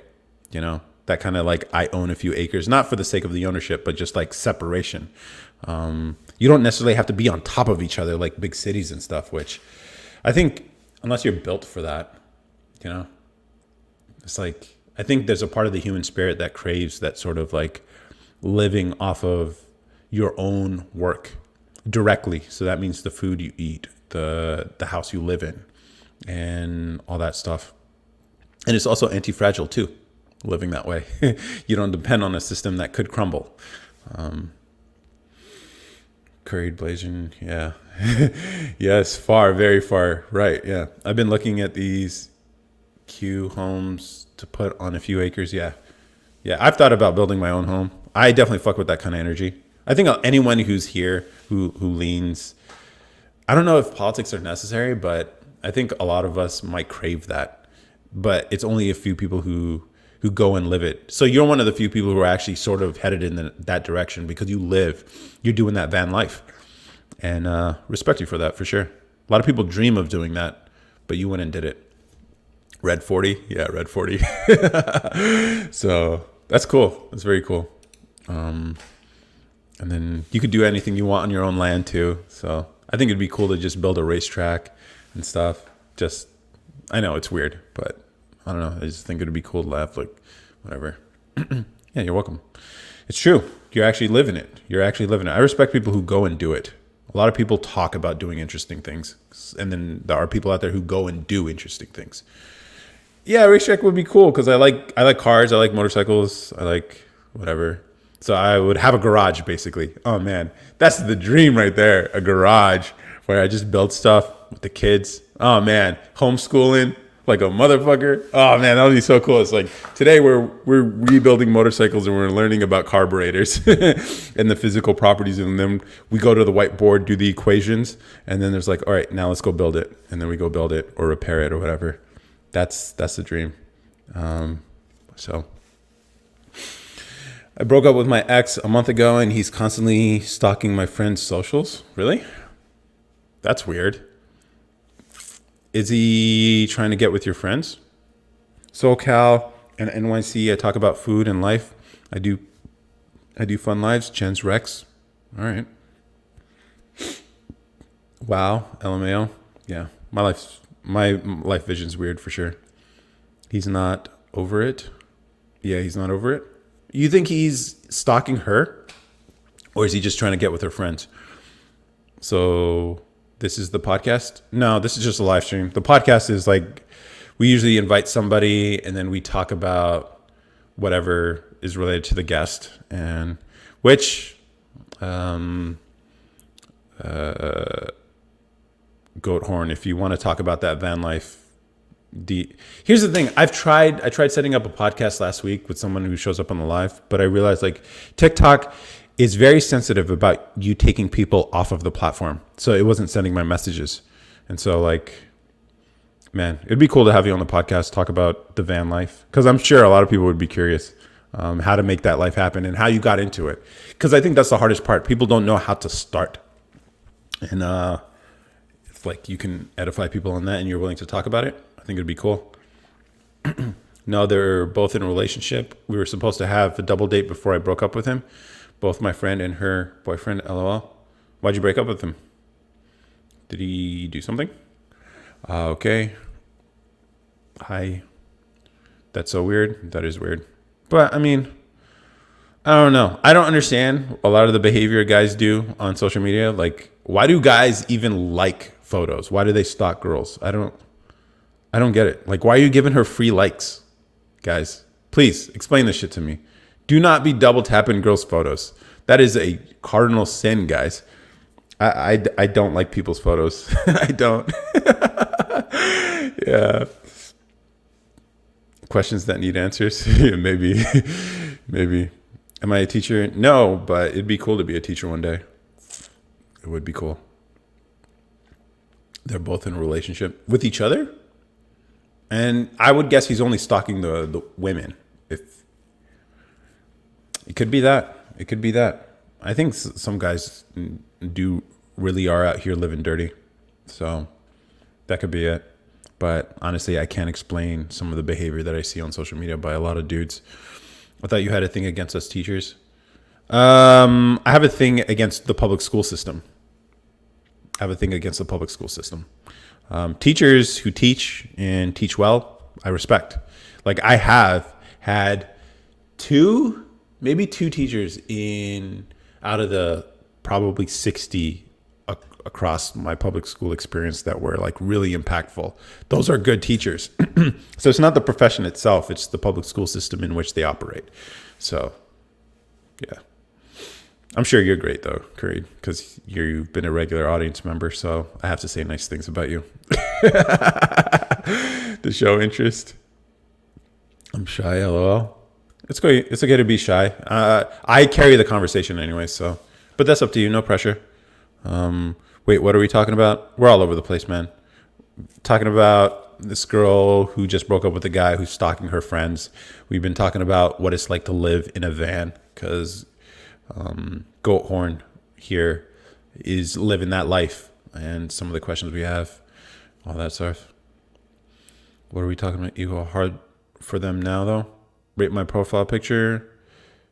I can't tell. It's you with your legs spread. Pause. It's okay, but it's hard to see. Like, so if you make it about yourself, then maybe it gets more attention. I don't know. But I mean, my fucking profile picture isn't that good either. I've been meaning to change it, by the way, but I don't know. And then badass kids. Yeah. I'm an awesome teacher. Thank you. See, all you got to do, fellas, just gas them up. That's all you got to do, and they'll stay on your team. What do you teach? Did I ask you this question? If I did, I forgot. But what do you teach? Don't get me started. Were you born bald? We're all born bald. Helen Keller's ass crack smell. What a great username. I like those. Those are funny. High school biology. Ooh, okay. Do you teach any AP courses? I remember my basketball coach was my AP biology coach or teacher. And it was funny because like I wasn't that good at basketball. It was just one of those things I wanted to add to my extracurricular because I didn't really give a shit about school clubs, whatever. But I enjoyed his class and he was cool. And essentially like I might have been the only student on that team that was like pulling up the GPA. But it was cool. He was a cool dude. Of course, yeah, AP Bio. Yeah. I scored well on that test. I think I got a 5 on that, if I recall correctly. I was one of 2 people who did. He was a good teacher. So don't make me quiz you on fucking mitochondria or some shit. Or amino acids or whatever. Or like hydrophilic and hydrophobic elements of a cell wall, right? Don't make me ask you about lipids. How did you miss every other detail except my legs being spread? What other details? It's a small ass picture, dude. That's the problem. That's why like you have to zoom into your crotch to like make it. Emphasize that area a little more. Pause. But yeah, AP Bio was fun. I remember that class. That was a really fun class. I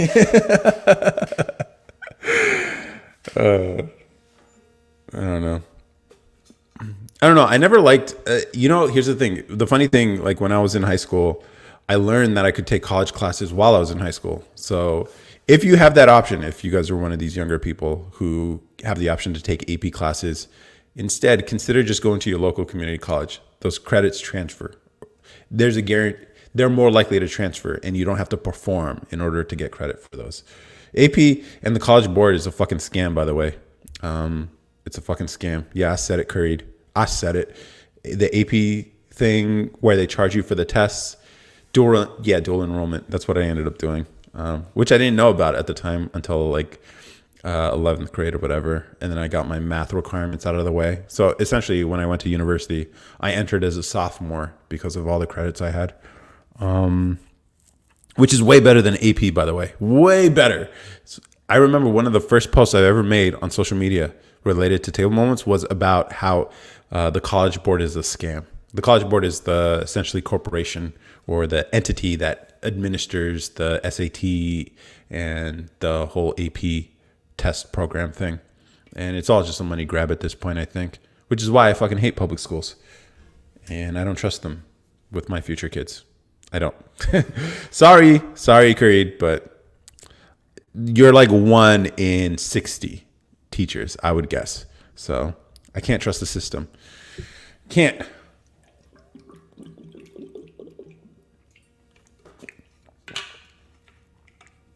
So, and it is also free, which is good. So I recommend anybody. It's weird. I actually like, I can't speak on it on the record. Yeah. Don't get yourself in trouble here. Don't. Like, I know how vindictive government employment can be when you say things. And it's kind of dangerous for a lot of people who work in the system. So I sympathize, but at the same time, I'm not really fucking with it at all. I had this one math teacher in 7th grade where she didn't even teach. She just gave us work. Dude, man. The public school system is such a joke. I had a trigonometry teacher, fresh college graduate, who didn't know trig. I swear to God, we were teaching her. Of course it wasn't her. No, no, she was a more, let's say, conventionally attractive person. And I was just like, oh, it's clear why they hired you. It's just like, and it pissed me the fuck off. I swear to God, I'm like, why the hell am I in this class where I'm just reading the book? She doesn't know what she's doing. And yet she's a teacher. It's crazy, dude. Just collecting checks? Yeah, that's fucking true. It's not fair, but it's what happened. It's what happened. I was just like, it pissed me off because I took my education seriously. And I enjoy math. I enjoy physics. I enjoy science. And then like they give us this teacher who doesn't even know what she studied. She has a degree in math and she doesn't even know trig. It was crazy to me that this was even a possibility, but that's what happened. And pissed me right the hell off. Again, I can't speak on either how some people get hired. Yeah, it is what it is. Everyone failed that class. Yeah. It's like teachers who don't teach. Which, I mean, I think, yeah, I don't know. Are you the oldest child? I'm not. I'm the second of 4. Although I am the biggest. I look like the oldest, but I'm not. Now I have 3 siblings, 2 brothers and 1 sister. And they are, if you look at the profile picture here, that's who they are. I am in the top left corner of that profile picture. And then my sister, followed by my older brother, who's in the bottom left, and then my younger brother on the bottom right. It started off as a siblings podcast, and now it's just me. Eventually, it'd be cool to bring him back on, or at least my younger brother. At least he's busy with other stuff, so I get it. But yeah, they did you dirty on the photo. My sister drew it. I like that it's like cartoon, whatever. Eventually, I'm gonna have to change the logo. I have some ideas, but I mean, it's been there since the beginning, so I'm not changing it yet. They did you dirty on the photo. That's cute. Where'd they go? Are you guys all smart? First question, where'd they go? Sister, kind of, you know how edgy I can be. And on the podcast where we're not on social media, where they censor and stuff, we're even edgier. At least when you know how guys talk when we're around each other. So it's like me and my brothers, we're talking shit, especially when things related to relationships come up. And she wasn't really fucking with that kind of energy. She's like, oh God, I can't stand you guys. Blah, blah, blah. So I get it. And so she left. Older brother wasn't really vibing with the thing. And then the younger brother is busy working on his own stuff. And I was the only one who thought this could be something real, that this could be something bigger. So I'm the one who pushed it. And I think I'm getting to that inflection point where it can actually be something big. Were you guys all smart? We all have our different lanes. My sister's more of a artist, creative type. Her art's really good. Not much of a bookish person though. I was the academic. My younger brother's more of a hustler kind of guy. And then my older brother's does his own thing. So we all have our own lanes. They're not like me, but they have their own unique talents. Just take a basic selfie and make it your profile pic, or make it your profile pic the same as mine's. I don't want it to be about me though. That's the thing. Like, I like table moments as an idea, a conversation among friends where you guys talk about anything and everything and laugh your asses off, have deep discussions and get to know about each other and enjoy time with each other. The same way you do with friends that you're really close with. That's where the name table moments, because usually this would happen when we're sitting at the table, usually after a lunch or dinner or something. And you guys were just laughing our asses off and just enjoying deep conversation with each other. That's where the name came from. So I want to keep it bigger than me. Risque is a good description for that. Yes. Goat horn. That's exactly. It was very risque, and she wasn't really fucking with it. Ooh, such a loaded question. I don't know if it's a loaded question. I don't mean it that way. A nice mix of perspectives for a podcast. It is a good mix. Like you can listen to some of the older episodes, the audio form. It's on any podcasting app you use. Table Moments, and you can, if you listen to some of the earlier episodes, you can see the vibe. I think it's a good mix too, because it's like there's conflict, but it's brotherly or sisterly conflict. So siblings conflict. And so it's like, it's not that deep, but we can be still not heated, more like passionate. And so it's a good mix. It was a good mix of perspectives, because my older brother's more like conventional. I'm more extreme, as you guys can tell. My younger brother is more emotional and understanding of people, and my sister's gives the female perspective. And so it is a cast of characters. That's how it was. Unfortunately, it's not something that we could continue, but eventually it'd be cool if we can bring at least diverse personalities back on, and it wouldn't just have to be me leading the conversation, but it is what it is. I love to see you debate.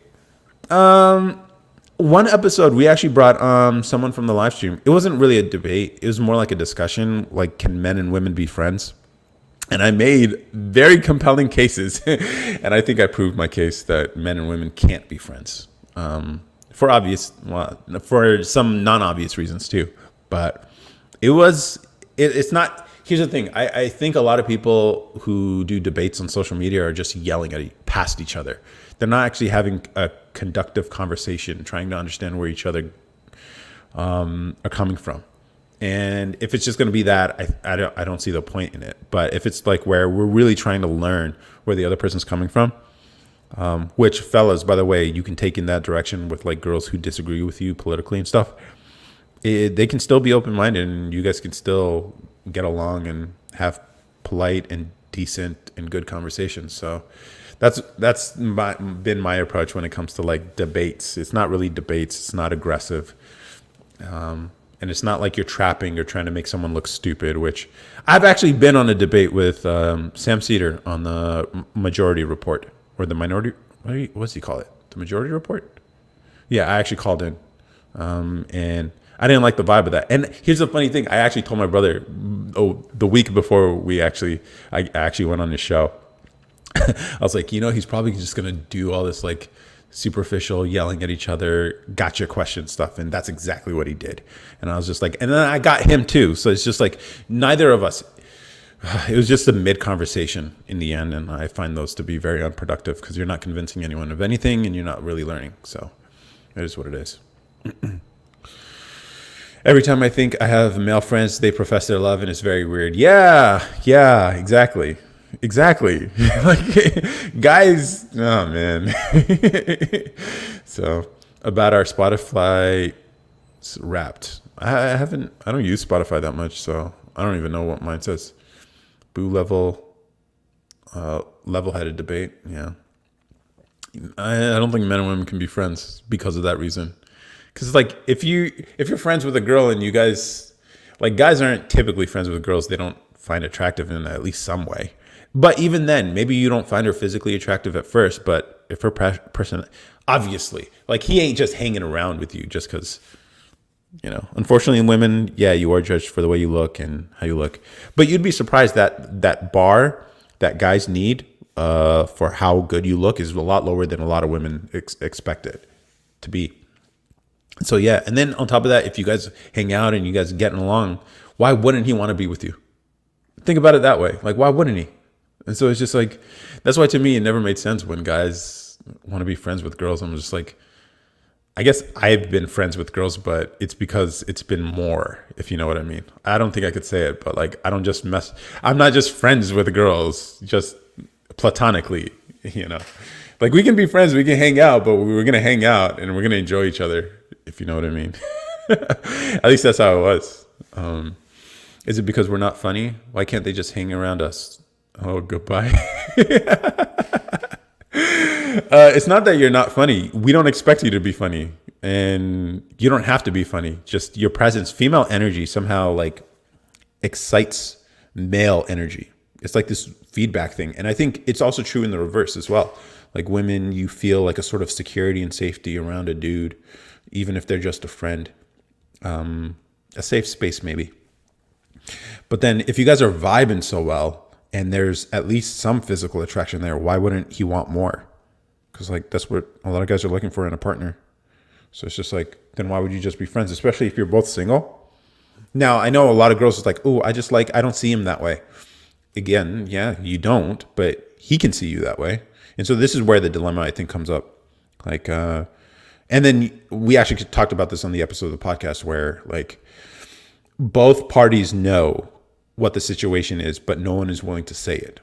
So the guy knows that he wants more, but he's not willing to say it publicly to her because he doesn't want to put himself out there. And the girl knows he wants more, but she doesn't want to say it because it would fuck up the dynamic. And so you guys are both dancing around this like elephant in the room until eventually the guy professes his love. It's like, oh, I like you as a friend, which no guy ever wants to hear. And so, you get into the situation. It's just like, it could have been avoided if you guys were just honest with each other. If a guy was honest about what he was looking for and a girl was honest about like, hey, here's what you mean to me and it's not going to be anything more, then it is what it is. But man, I don't know. Maybe I'll just move different here, but it has nothing to do with being funny though. We don't expect you to crack jokes. We do expect you to fix us really good plates though. I have platonic girlfriends.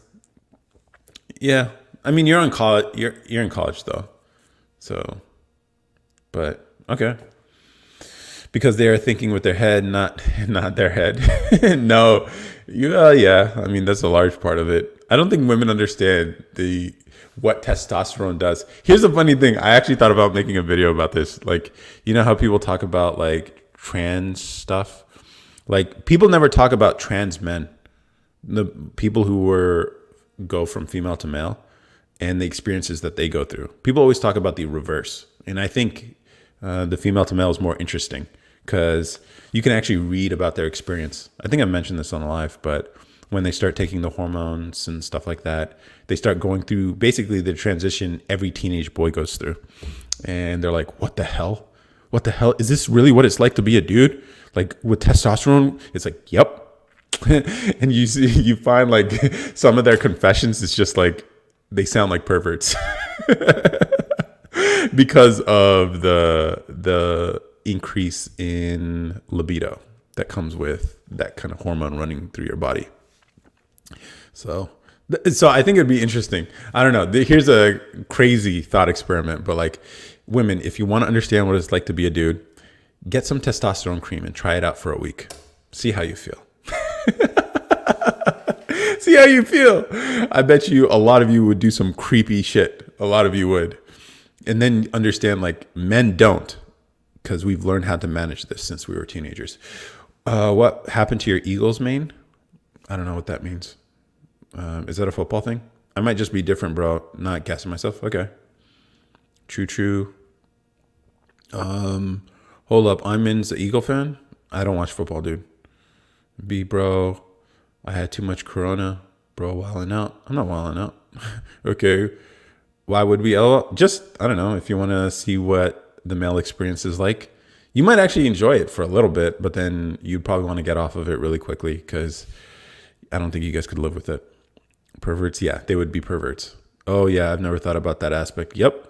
And then imagine trying to be friends with somebody when you're going through something like that, and they're just like, I just want to be friends, but you're like that attracted to them, and it's heightened because of testosterone. Like, yeah. And here's the thing, maybe you don't even have to try it yourself. You can just go to the Reddit forums where they talk about their experiences as they go through these support forums. You don't have to leave any comments or anything, just read them. You can Google them and you read them. It's just like, whoa, that's crazy what they have to go through. And I think they're the more interesting ones, but hey, that's just me. Yeah, being a guy with high testosterone is like being in the Stone Age. I feel connected with my earliest ancestors. Yeah, it's crazy. It's a great hormone for motivation for sure. It drives you to do things, which is, yeah, I don't know. And I think here's what I've also realized, like women really do not understand the male experience at all. That's why, unfortunately, I have to say this, you guys sound really stupid when you talk about like, oh, it could be this way, it could be that way, and men should be like this. It's just like, you have no clue. You have no clue. It's like a dude trying to explain what pregnancy would be like for you. It doesn't make any sense because he would never go through it.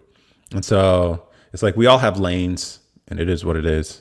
But it's just something, once you start understanding there are things that you'll never go through, then you learn to not talk about certain things. Y'all don't realize how much y'all inspire us to be better. I love women. Yeah. What do nerds do for fun in a relationship? What would they do in their free time? Depends on the type of nerd. So if you well, I guess it depends on the classification, because some people say geeks versus nerds and all that. Let's assume there is no differentiation. There's no difference between the terminology. There are some nerds who like weird stuff, like maybe they collect Pokemon cards or Yu-Gi-Oh cards, or maybe they're Dungeon and Dragon, stuff like that. Those are the like nerdy niches. And then there's also nerds who like the engineer types that I'm familiar with, who like to build. I knew a lot of engineers who had dedicated bedrooms in their apartments for projects. Like even here, I have a table dedicated to just making shit. Like I have a laser cutter, I have an impulse sealer. Like I like making shit. I had a 3D printer. It's at home with my parents, at my parents' place when I left California, but I like designing and building stuff. And so you have that class of nerds. Or some people are into like motorsports too. So like I like fixing things and stuff. So I got into like repairing salvaged vehicles. I rebuilt a motorcycle, essentially, like that kind of stuff. But I mean, anything where they have this like weird niche, this thing that they're obsessive about, or something that they're really like spending a lot of their time doing. So that's what nerds do. So all the women in here, I love y'all. Come on, man. What are you doing? You cannot be gassing these women up, bro. You can say nice things. Like I said, nice things about Creed, about her teaching, but not too much that they start thanking you. Once they thank you, it's like, all right, that's a little too extra. You got to roll it back a little bit. You got to give them like a little sleight of hand every now and then, you know? So of course she says, thank you. Yeah, you'll catch me building stuff in my spare time. Yeah. Engineer. Kirko's an engineer, by the way, or at least studying engineering in school. So yeah, I remember doing that in college too. Like spent all my time like designing, building, and flying RC airplanes. because we had a laboratory where on campus where we can actually build this stuff. So we'd build it by hand. We'd lay up our own carbon fiber and fiberglass. We'd build our own wings. We'd cut out the shapes of the wings using a hot wire and using styrofoam from the Home Depot. And then we would apply our own resin onto our carbon fiber and lay it up, put it in a vacuum bag, all that stuff. And then work on the electronics, solder it all. I have a soldering iron. Yeah, that's just, it is what it is. Do they want a lot of free time to do that kind of stuff? What do you mean? A lot of free time? Like, are you saying, will you have to compete with their interests? Is that what you mean? Because if they like you and they like spending time with you, you won't have to worry about them neglecting you because they're focused on their crafts.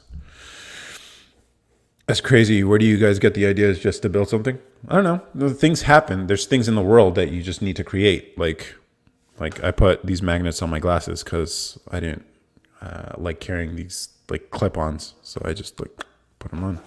Like necessity is the mother of invention, as they say. Or you see something cool on the internet and you want to build it yourself. And for me, I wanted a motorcycle, but because I like riding. So that could be a hobby too. But at the same time, I didn't want to like pay full price for it. I like fixing things and I like getting deep value. So I found a salvage motorcycle. It was a theft vehicle. And so I bought it off of a auction. It was the first time doing that. And basically I was able to get this motorcycle that would have cost 10 grand for like 4, essentially. A lot of sweat equity, obviously. I put a lot of work in, but I had to get all the parts, then find the repair manual and go through it, see how to put all this stuff together. And I enjoy learning. And so that's really the joy of it all, figuring something out. Yeah, it's not even deep stuff. It's just like DIY stuff we just like to build, yeah. Yes, what do you mean magnets? These are magnets here, right here. And I have shades that clip on just real quick so I can put it in my pocket. I don't know where they are right now since I moved, but yeah. The dots. Those are magnets. Will this work? Yeah, there you go. It's a magnet. Stuff just comes to us and we look to do our own thing and we come out of it having something new. Yeah, and learning. Like how artists have things come to them and do art. Yeah, it is a form of art. I would say that, Kirko. Like, we have things that come to us to build. Yeah, I think it's, I think a lot of us don't think of it that way. I remember when I was in school, I didn't have an appreciation for art, you know, in the creative process. But as I've gotten older, I realized this is art. It's just a different form of art.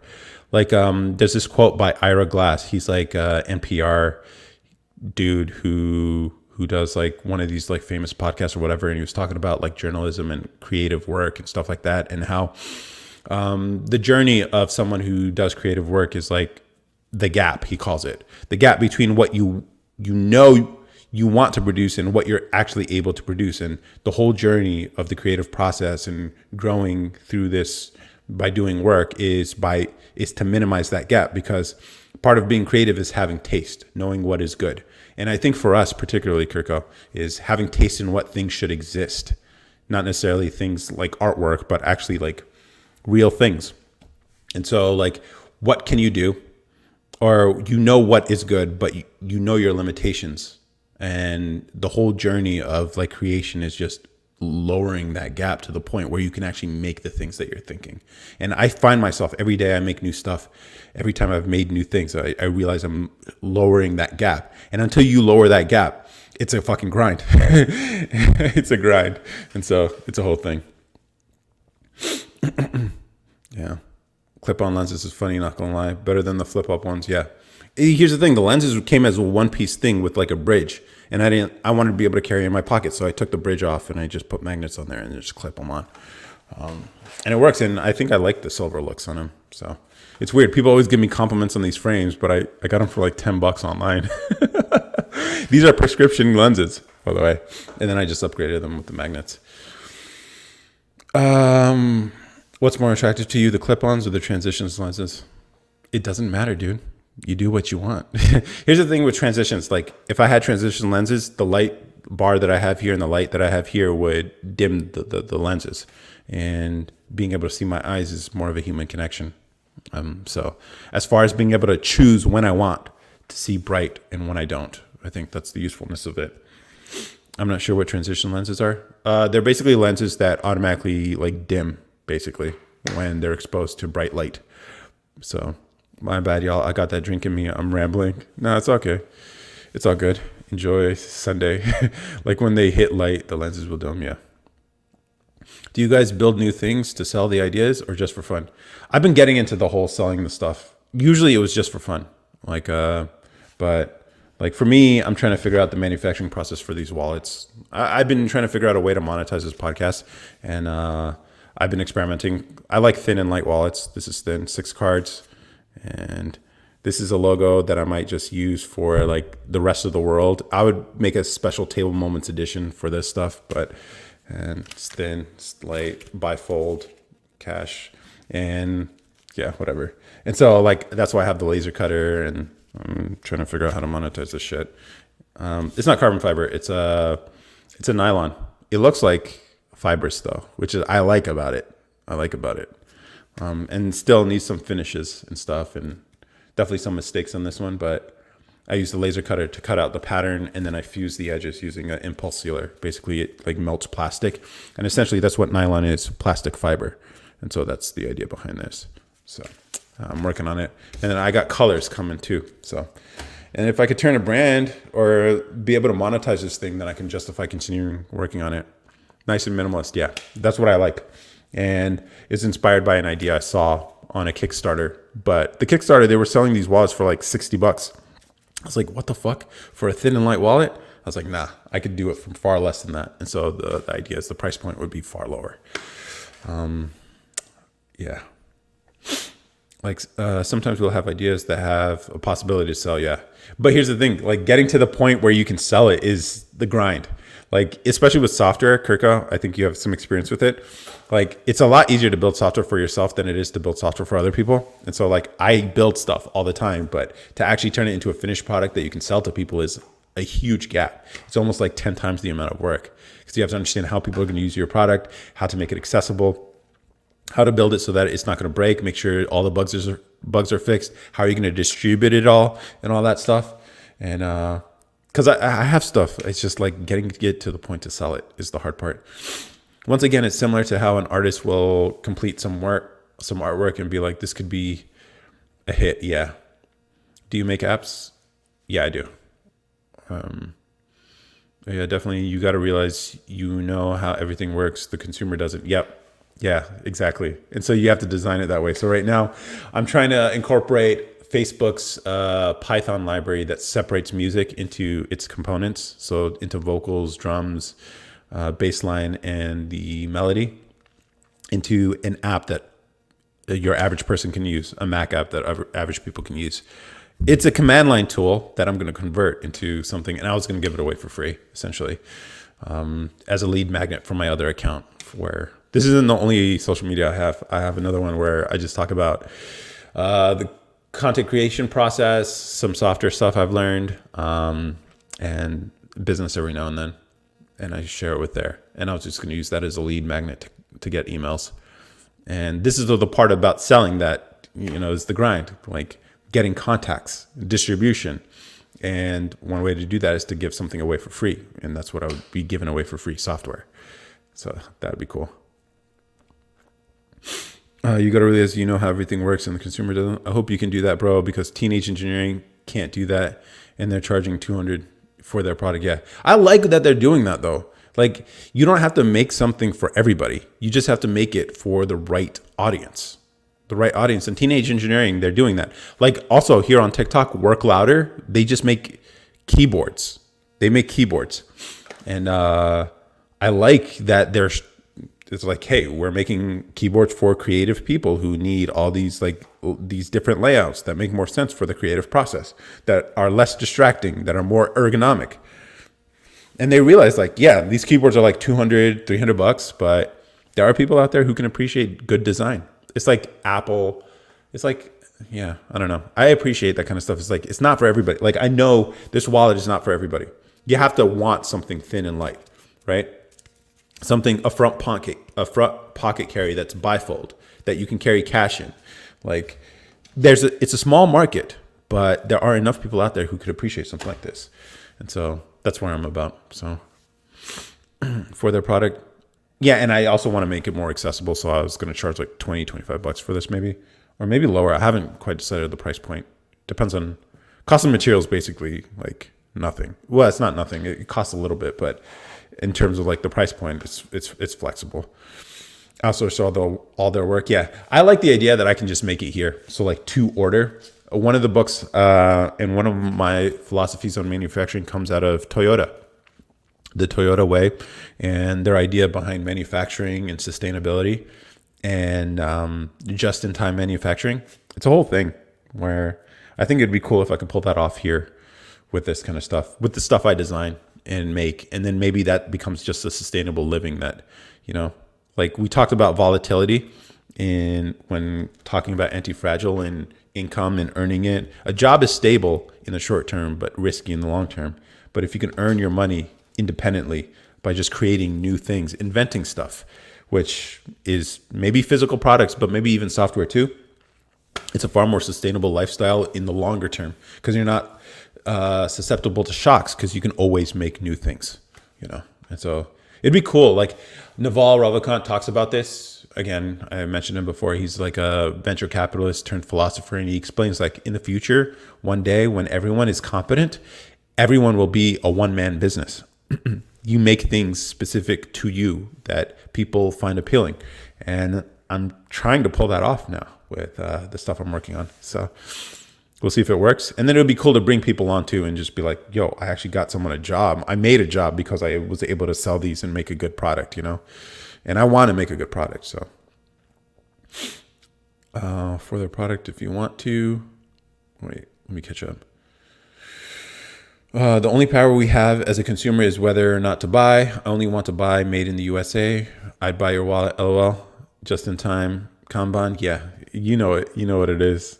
You just gave me some new books to read. Thanks, Simon. Yeah, you're welcome. Wait, what was that second one? The Toyota way it tells you about Toyota and their philosophy behind production and manufacturing. And then this one is about an interesting way to think, anti-fragile. This is the book I'm reading right now. By Nassim Nicholas Taleb. You've probably heard of him before, Black Swan and all that stuff. That's him. That would be awesome. Yeah, that would be awesome. And then you can live out of a van and you don't have to worry about it because you make your money. This is what I love about software, which I'm not a software guy. I hate coding, by the way. If you didn't know, Kirko, I actually posted this video on Instagram on my other social media account related to business, and a lot of people fuck with that kind of energy. Like, I hate coding, dude, because it's like bugs are annoying. Reading documentation usually sucks. And the finicky part of trying to make it work and all these different libraries and sources you're using. But I like the finished product. I want the thing to exist. So I go and learn it, what I need to learn to make it happen. I'm a guy who likes building things in the real world. I like this stuff, making stuff like this, 3D printing stuff, designing stuff in the real world. That has my soul. That I'm a mechanical engineer by training. That's where like I can lose track of time and really get into the work. The software stuff is not that fulfilling to me, but the results, the things I can make from it are more important, I think. So I do it. And then the cool thing about software is like once you figure it out once, at least a certain framework or a system or a way of building something, you can do it again. And then also the cool thing is the reproducibility. You write it once and it works once, then you can just copy and paste it to anybody who wants it, which is what I also like about it. The scalability is there. And so that's definitely the advantages of the software world. But, the world of atoms, as they say, the physical world will always have my heart. It will always. Well, for real, I'm glad I'll have something to provide to y'all then for a lifetime, hopefully. Yeah. Less tangible. Yeah, it is less tangible for me. I like feeling things. I like working with my hands, weirdly enough. So it's like when you talk about homesteading, living off the land, I fuck with that. I'm more of a like working with machines. So it would be cool to build some robots that farmed, that planted seeds and all that, or like building like a lumber mill in the backyard so that you can cut down your own trees and build your own house out of the timber frame housing using structurally insulated panels. I've thought about this a lot too. Okay. No, I feel you. My end goal is a homestead somewhere in Wyoming. Yeah, there you go, bro. That's the dream. That is the dream. I think a lot of people who fuck with this kind of energy, where we're all on the same page. And then the cool thing is like, if you found like-minded people, you can all live in sort of the same area, obviously with miles apart from each other. You own acreage, but it's like you have your own community and you all specialize in certain things. So then you guys basically have this community of bartering, where it's like, oh yeah, we have this like surplus of tomatoes. Start a compound, exactly. Yeah, I fuck with that heavy. Yeah, that'd be cool. So I think a lot of people, there are people out there who are like that. And I think it's interesting that we all have this type of energy, but we're also people of color, which I don't know if it's common to find among people who look like us.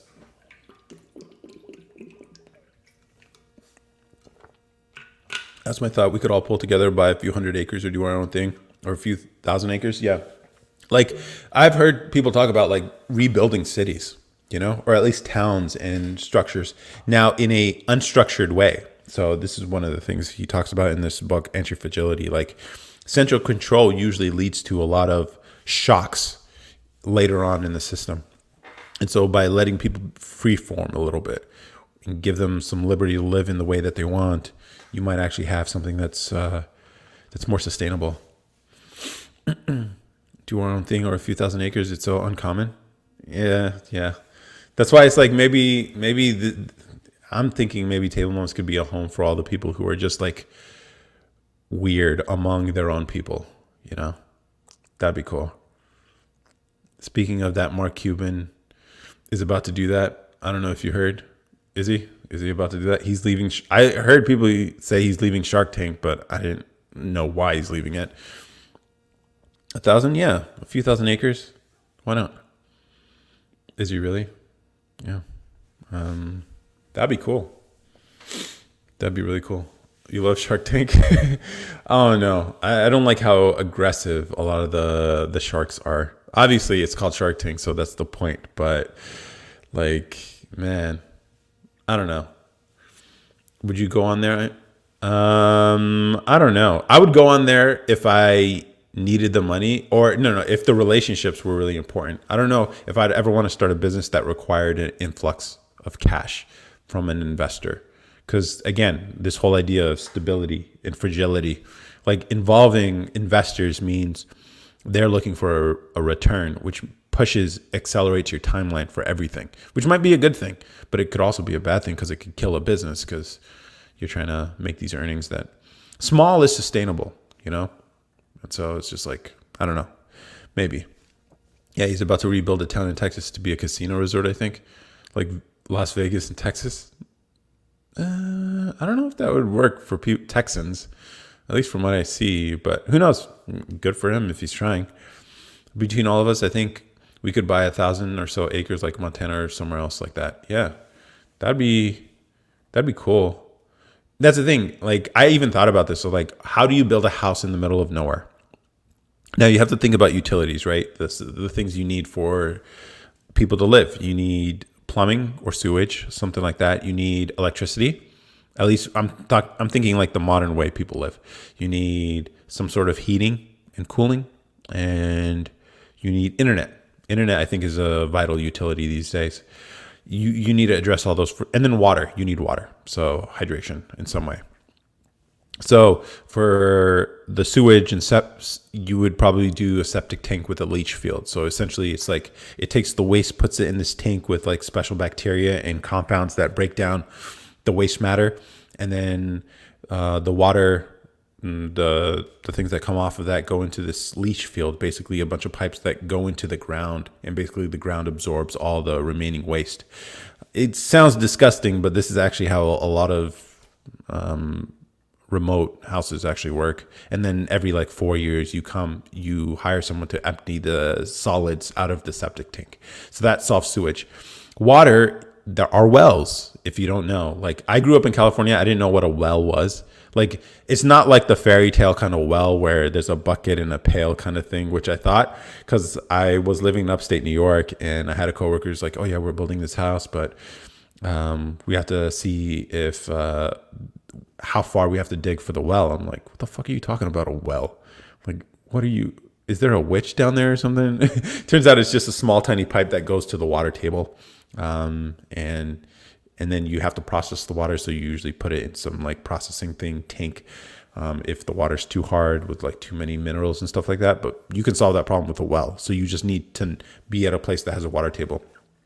And then as far as energy, heat and stuff like that, they have tanks for like natural gas and stuff like that. But this could also be like electrical heat. So like from solar panels or something, which would also solve the electricity problem. You would have solar panels and stuff. So you also have to pick the right place that gets plenty of sunlight. But then probably with a backup generator or something in the event there isn't any sunlight. And then internet would be Starlink. And so you literally can, at this point today, build a house in the middle of fucking nowhere if you choose the right location. Less control too. Let me catch up with these. Yeah, you do get less control when you get investor money. All great businesses started out of hustle and bustle. Yeah. Hey, how are you? Yeah. Oh, you're saying too. Yeah. Look up the Q home. I mean, it's perfect. Let me look it up. It'd be cool if I figure out this setup here. Oh, prefab home. So that we can all share stuff as you guys come up with ideas and we can share these ideas. Q home. Oh, okay. It's a box. It's a box. It's a mobile home. It's definitely okay. Interesting. Here's the funny thing with these like prefab homes. They always end up being like more expensive per square foot than a traditional stick build, which is defeats the whole purpose of these things. But I'm going to have to check this out. You definitely need internet. Can't live without that. Yeah. Incinerating toilet is the Lamborghini of off-grid toilets. Oh yeah, what do they call those? Like, what's the special toilets? You got to put like that, where you separate the urine from the other stuff. And so, composting toilet, I think it's called. Less water consumption. Starlink, yeah. Yo, I mean, I got classes in the morning. I got to dip in case I get a haven. Oh yeah. Dude, get your rest, bro. It's okay. It is a box. I don't know. I'm looking at this. It's just boxes. It's cool. But I'm thinking about like the way you build. Like, I understand why people build houses the way they do currently, because it's just the most economical way. But if you ever looked into timber frame homes and structurally insulated panels, I think that's might be better. I don't know, like longer term, what the sustainability of one of those would be, but like I really fuck with that energy. And there would be some design choices I would make to make the design simpler. But then you still have to also consider like some of the elements that still make it a home worth living in. So it's fire, it burns it. Oh, okay. Yeah, but they have composting toilets where for people who like really RV a lot, where they put like mulch in. Wait, composting toilet. Yeah, that's the thing. Where it separates the liquids from the solids. You're supposed to urinate in one direction and then obviously in the other. And the smell comes from the water content because of bacteria growing on the solid waste. And it turns out if you separate the liquids and the solids, you can actually not have a odor issue with the solids, and you put it in some sort of mulch and you rotate it and then you just empty it out every now and then. That's what a lot of people in RVs do, which is one option, I guess. But then you also have to clean it out. But it's not going to smell and there's no bacterial growth because of the mulch. It dries it out. And the smell comes from the wetness. Have a good night, man. Kirko. Very true. Waste goes into the chamber and it's all burned when you flush.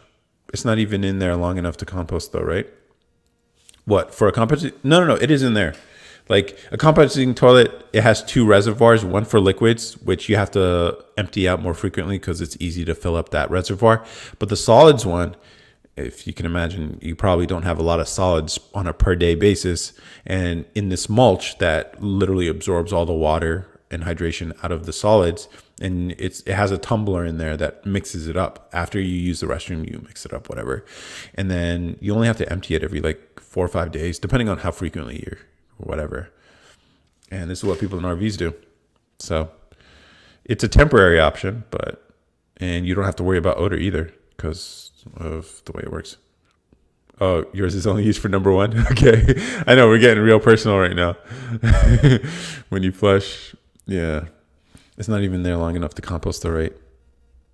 I guess it's not, I guess the technical term of composting is just basically dries it out. And because it dries it out, there's no smell. But could be useful. Nice beard. Do I sing? Not really. I mean, I can hold a note every now and then. I'm not going to do it on request right now. This isn't a karaoke session, but I can hold a note. I do enjoy karaoke every now and then, right? And I pick weird songs too. That's my problem. Here's the thing. If you're ever going to do karaoke, life hack, pick a song a lot of people know.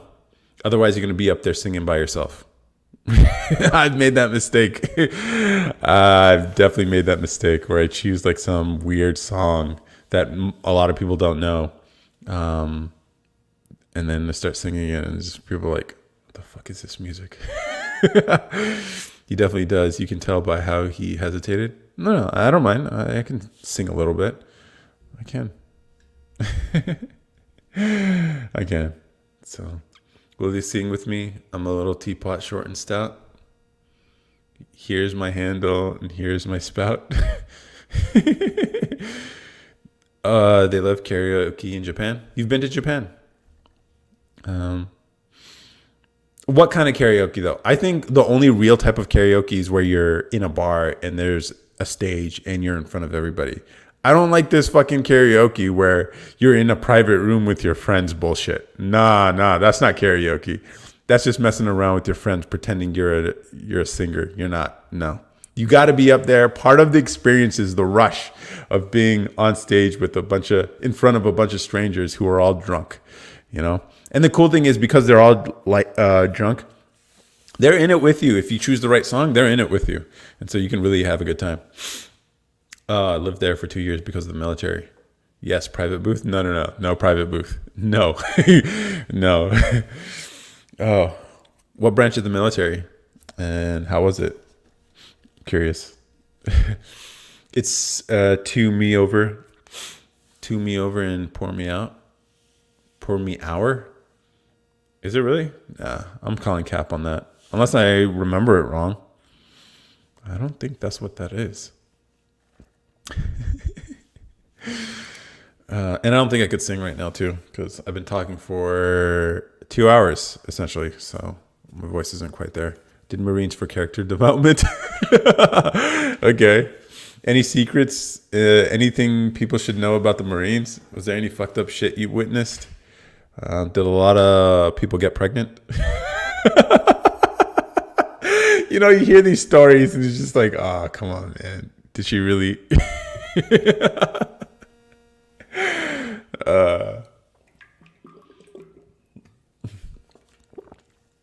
Hey, it could get pretty wild on deployment.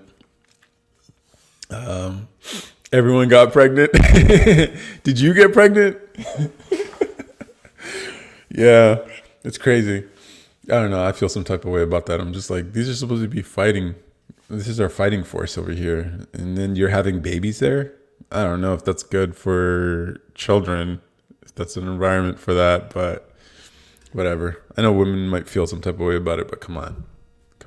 It's not a good place to I'm childless. I don't have it in me to have a kid. Oh, okay. At least you know yourself. So, but that's funny. Like a pregnant Marine. It's just like, yo, imagine the photo shoot. She's like, she has her body armor, that plate carrier on, but it doesn't fit. It's like humping. with all the like fucking. What are your favorite podcasts besides yours? Great way to phrase that question, by the way. Great way. One of my favorites is the Free Domain Radio podcast, Stefan Molyneux. If you Google him, you're going to see a bunch of stuff, which is all not going to be true, but it's the most insightful, philosophical podcast I've ever listened to. Every one of those are a joy to listen to. They're really deep and cerebral, and the way he approaches people, and a lot of his ideas come from like understanding a lot of the things people do come from childhood trauma, and the way he describes it. So definitely, if you Google him, you'll see like he's some edgy character with all these claims, but he's not. He's actually a pretty cool dude. So that's Stefan Molyneux, Free Domain Radio. A lot of my hooks actually I get from his podcast. The guy drops one-liners all the time. I'm just like, yo, that's a crazy perspective on something, and then I'll write a whole video around that one-liner. Another good one is Scott Adams is good too. Coffee with Scott Adams, where he just gives a different perspective on persuasion and people relating to the news and stuff. So that's interesting as well. What's your view on Andrew Tate? I think he's a good entry point for a lot of dudes, but I hope guys work past him eventually. I think he's like, who's a good example in the mainstream? He's better than nothing. So that's why I think it's kind of, I don't know, people like to give him all this shit about bravado, all that stuff. And yeah, you can say some stuff, but at the same time, a lot of guys are in troubled situations where they don't even understand how the world works and how the world works against them. And Andrew Tate is usually the entry point for a lot of these guys to start caring about their own lives. And then eventually, my hope is that entry point could be a way for them to explore other different people and go deeper into it to finally get actualization and self-respect, which a lot of guys don't have. So I think that's cool. I think he's great. Free thinker. Yeah. It's always good. Fellas in the chat. Yeah, it's always good when, because, you know, some, I don't know, it's so easy for women to see these clips on social media and just be like, oh, he's whatever. Here's the thing. He's sort of a shapeshifter though. I have my criticisms that I don't need to share it, but he's a good entry point. It's just I hope people graduate past him. That's my thing. So I'm cool with him.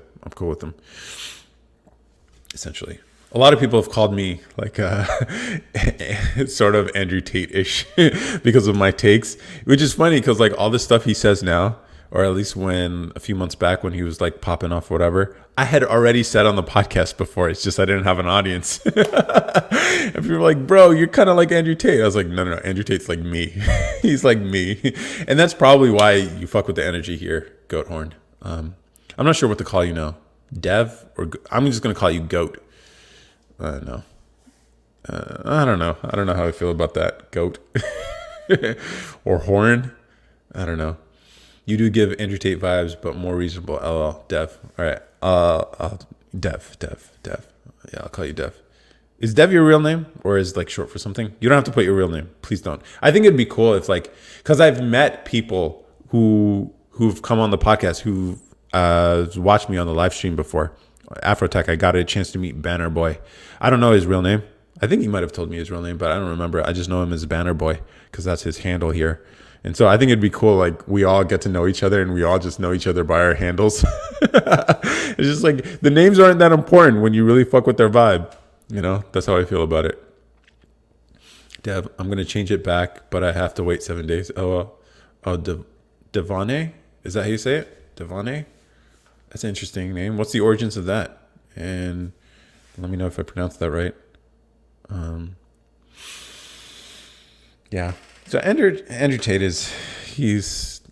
I'm not going to shit on a guy who's waking up dudes. That's the thing. That's how I feel about it. You're saying you're kind of weird. Devon? Is it just Devon? It's not the Devani, Devane. I don't know. You can type it out in the chat if it matters. But yeah. All right, let's see. There are a few other people who like, yeah. I know people get my name wrong all the time. Devane. Devane. Okay.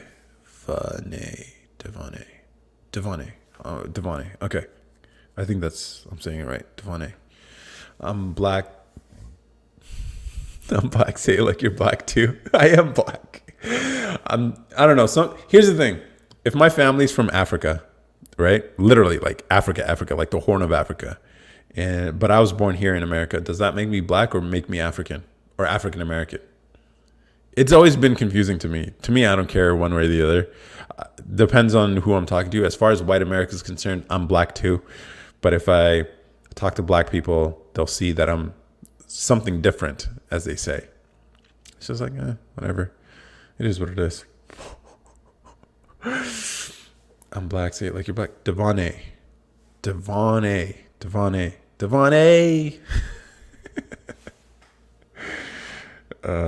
Man. I feel like you guys don't want to be attached to us. I could see that. Yeah, definitely the immigrant community has an issue with the black community. For some justified and unjustified reasons. I remember growing up like, like African parents really don't fuck with the black shit. They really don't. And it's crazy. Because like we all come from the same place, but at the same time, they're like, oh, look at the culture, look at the music, blah, blah, blah. It's just like, here's the thing. In America, I remember a lot of my peers, a lot of my siblings, they embraced black culture.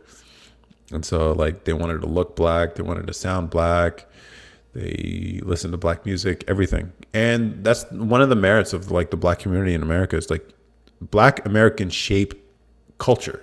They shape culture, which, I mean, say what you want about them, but they are having impact out here. And so like a lot of the immigrant parents, they're not a fan of it. But it's funny. I've only ever dated, like got into serious relationships with black women, like black, like blackity, black, not like half black or I know, despite how I look, even though people always think I just date white girls. I don't. Well, I mean, obviously I have some experience with white girls, but like I've only ever been in serious relationships with black women. And I fuck with black women. Although I do have things to say that maybe they don't like hearing, but whatever. Like I started, yeah. Blackity black. Yes, blackity black. Oh no. I like black girls. Black girls are fun. Here's the thing. I think a lot of people have a bad impression of black women, or at least the stereotype that black women have. It's like this attitude and sassy, whatever. And although, yeah, some of them can project that kind of attitude, I see deeper, okay? I know how you guys really are. You guys are just like these squishy marshmallows pretending you're hard candies, okay? I see it. And so it's just like, oh, you just got to be that kind of dude who can just let their guard down. And if you can be that dude, turns out black women can be some of the best ones. Here's the thing. I think the thing I appreciate the most about certain groups of people, or at least finding deep value where everyone just doesn't see it. I like a lot of my favorite movies, TV shows, the characters in those things are people who see what others don't. And I think black women might be that lane too. Like people have an impression of black women, but I know what other people don't because I have experience with them. And I'm just like, oh, they could be some ride or dies. They can be some of the most loyal women you ever run into. You just have to be that kind of dude who can, unfortunately, have to put them in their place a little bit. Not in a violent way, but like in a sort of like, no, we're not doing that. No, we're doing this. I know. Just come here. No, we're not doing that. And then they get in line. It's what I would say, but it's what it is. I love black women. My mom is a beautiful black queen. Yeah. I don't like how black women are portrayed in media, like movies, ads. Yeah. It's always like, yeah, I don't know. I don't like it either. Do they let you play a lot of basketball in prison? I think I would do well in prison if I were there. Always the struggle, love, never the Badass who conquers the world. LOL. I don't know what a struggle love is. What's a struggle love? Struggling out here? I don't know what that is. What is it? Could you explain that a little more, Dev? Or any other black women, please explain what the struggle love is. Like, I don't know. For me, it's always been simple. Just like, I'm sorry, why do you feel like you would do well in prison? Because I got a brain. I feel like I could eat, like Gustavo Fring in Breaking Bad. I feel like I would be that kind of character, calculated. I'd be like, guys, we don't have to live this way. And plus, I got a rebellious spirit in me. So I think I could coordinate something against the guards if I had to. And plus, I have a brain, so I think I'm too useful. And then I also have that kind of like, I will die to not be ruled by anyone. So if they're willing to die too, then let's play. There's an interesting movie, Shot Caller, I think it's called, where this normal, unassuming guy, Shot Caller movie. Yeah, Shot Caller. Where it's like this banker or investment dude who accidentally kills someone in drunk driving or whatever, and he gets sent to prison.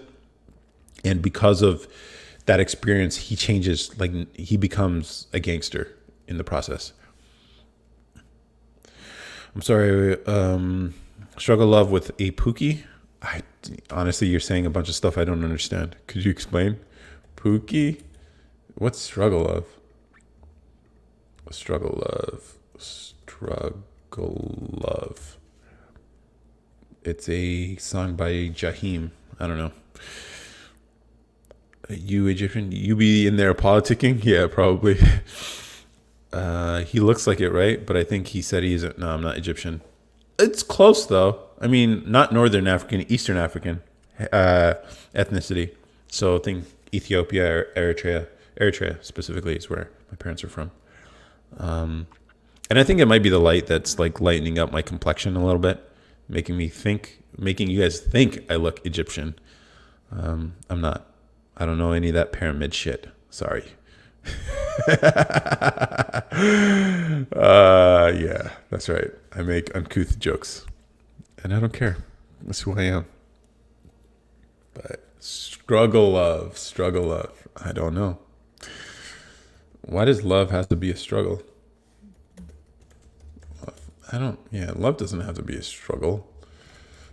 Love Reddit. Maybe they'll explain here. What's the difference between struggle love and normal relationship struggles to you? From my experience, struggle love is when we can't accept the other person for who they are and we struggle with loving them as a whole person. We can't just appreciate them in that way. Normal relationship struggles mean that we completely accept the other person, one with their cons and their pros, but we sometimes find ourselves in a position where our interests, opinions, etc. don't match. We still love them for who they are, and they just need to accept the fact that they will never be an exact copy of us in our mindset. But that doesn't mean we don't love them. Okay. Maybe look up Pookie and Ray Ray struggle love. You might find something. Okay. Pookie and Ray struggle love. Who's Pookie? Who's Ray Ray? Are they single women explain why Pookie and Ray Ray superior? What? All right, now I'm deep diving into this shit. I finally got my passport. It's over for you black women. You hear me over? Who cares? Oh, this is a joke about passport bros. Okay. Why they a viral compilation video shows a coterie of delusional single ladies elucidate. Why do they use fucking big words for an article like this? Why they prefer Pookie and Ray Ray as dating partners over eligible bachelors who work a 9 to 5. Doesn't matter if Pookie has a criminal history. It's their assertion thugs and drug dealers proffer a more enticing romantic package. I hate people who write or speak in a more verbose way unnecessarily. Even that sounded kind of douchey, not gonna lie. Dating a drug dealer, I felt more feminine than ever felt in my life. One woman. Oh, okay. You need a dude who could. Okay, got it. I got it now. uh, think Baby Boy, perfect summary, LOL. The movie Baby Boy is struggle off. Oh, okay. Here's the thing. I think you can have both. I think you can have that dude who is stable, but then gives you that sort of energy where he's just like, damn, he puts me in my place and he doesn't take shit from me. And I feel safe and like led. You can do both. You can do both, guys. But I don't know. Whatever. Majority of women like them type of guys. It brings adventure to their lives. Yeah, you don't necessarily have to be one of this is where I think there could be a whole lane or dating advice where it's just like dudes with solid 9 to 5 jobs, preferably probably engineers, I think would make a really good cohort for this, because if you could pull it off for them, you could pull it off for anybody. And just teach them how to handle women and handle, I know some people are going to take it negatively. I mean, just like you're not soft with them. Man, you don't have to be. So I get it. I get you guys. All right. Yeah, for both. Yeah, I know. Yeah, I know. For both. He was a loser. Are you kidding me, LOL? Well, I'm just saying you can still give those feelings of like what they're, that feeling, letting a woman feel more feminine than ever. We're being totally honest. Drug dealers are more romantic. They know women because they get a lot of women. I don't know. Okay. Yeah, that's kind of true, I guess. Another psyop added, I like drug dealers, I like scammers. In 9 to 5, I don't even work in 9 to 5. Here's the thing. Women want excitement. They want fun. They want interesting. And I think a lot of dudes live a sort of boring life. That 9 to 5, daily, going to work, coming home. It's stable. And it's what women verbalize, but what they want to feel is some excitement. And so you can still be exciting and still, and I think this is where guys, if you build your own life as you want it, which doesn't necessarily have to be a 9 to 5 job. It could be something where you earn your own thing, or entrepreneurship, I think, is good for this because it comes with a lot of volatility and excitement and stress. But that's also more interesting for women. And so it's kind of like being a drug dealer, except legally. And some danger is always good too, guys. A little bit of danger. She should always wonder like what you're thinking sometimes, you know? I'm not a bad boy. I'm a nerd and I don't want to be a bad boy. I just want her to love me for me. But here's the thing. What if you could be both? You could be edgy. Look at me. Like, I'm edgy as hell. Like, I have strong opinions about stuff. I'm willing to tell people off. I'm willing to cut people out too. I'm kind of ruthless about it too. I don't necessarily have to be like a drug dealer. But I mean, I could, yeah. The problem is it's hard for those nerds to know how to deal with women. Yeah.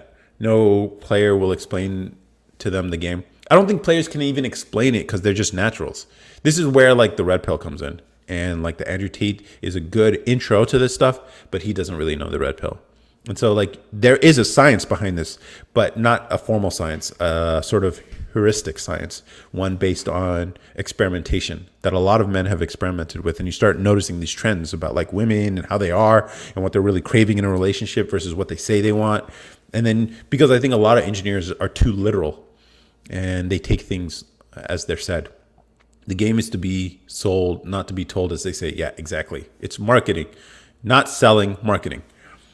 That's very true. Exactly. They cannot explain what they're doing. They just give us BS advice like be yourself. Clearly, that doesn't work out. Yeah, being yourself doesn't work. But you can be a better version of yourself. Not even better, just a more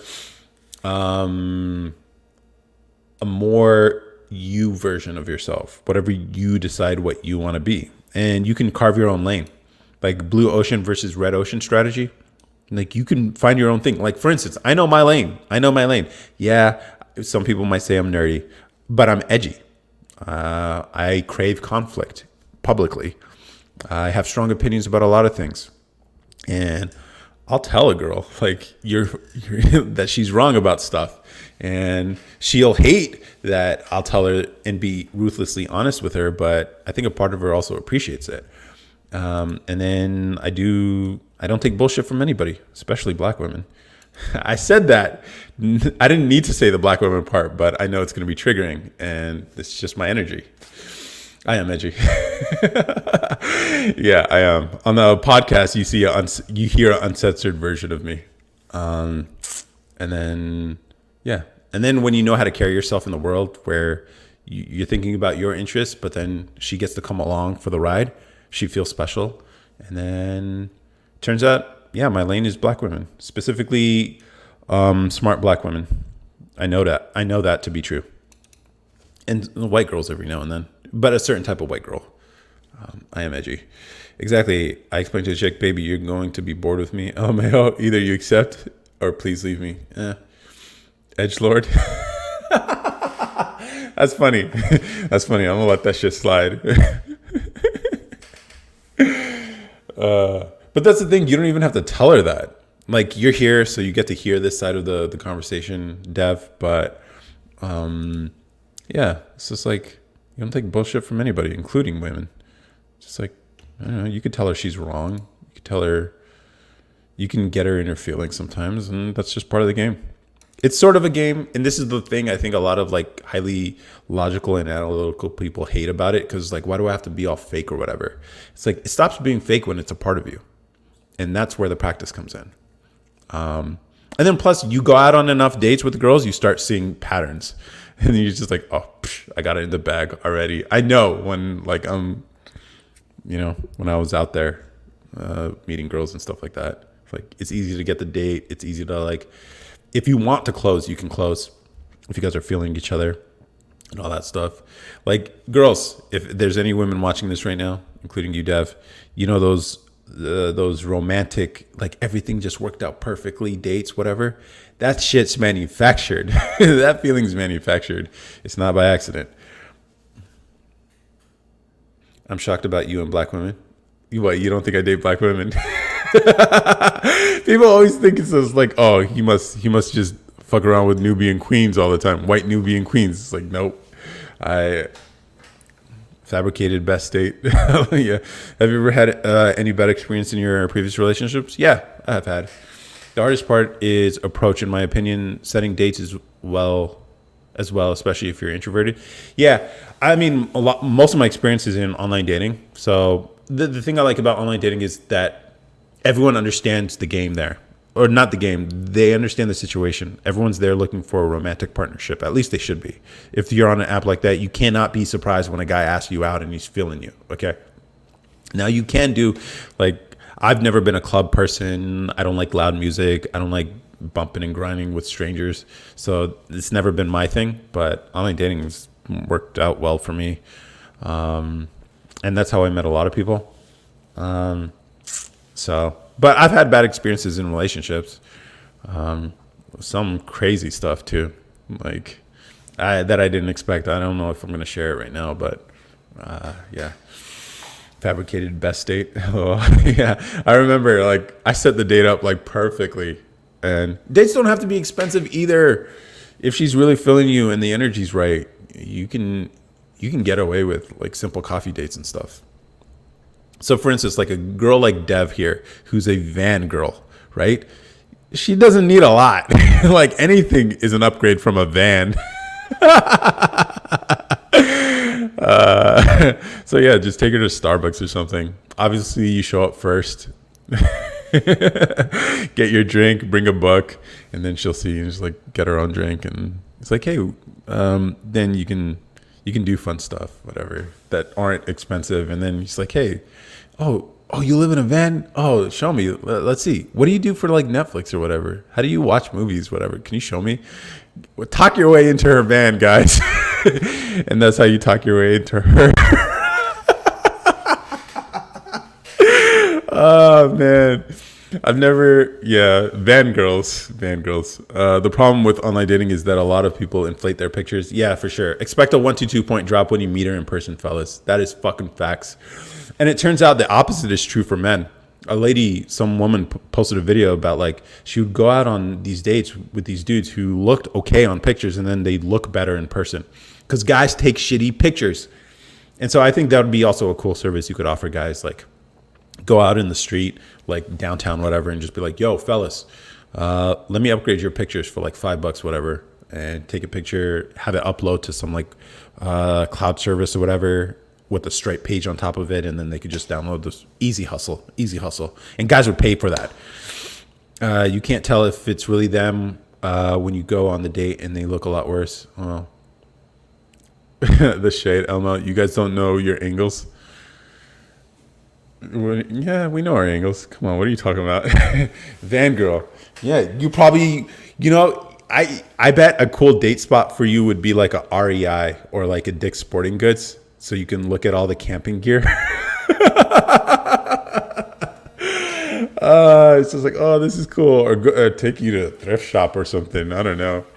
That would be hilarious. And then just like, hey, let's go to Walmart. This is where you park, right? And then you could end it. You could end the night going to the beach, doing building a fire, and then obviously it's a wrap from there. It's like, oh, this is so great. Whatever. Thrift shop. Yeah, thrift shops are fucking fire. I fuck with thrift shops heavy. So, yeah, you're not hard to figure out, Dev. So, any guys watching this, this is how you get her. This is how you get her, guys. Yeah.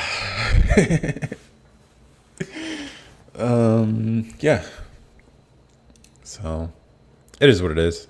I think it's harder for like introverted women specifically, because yeah, you don't really like the partying maybe that much. You don't like public places.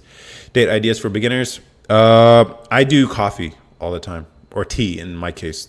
That's what I would do as a first date.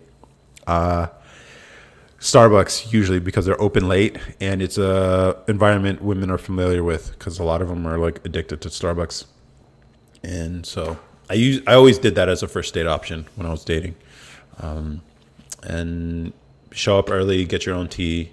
And then for a second date idea, I did ice skating. That was kind of my lane, because, man, ice skating, I enjoy ice skating. Here's the thing, find date spots, find things you like doing and that she can come along with you and enjoy too.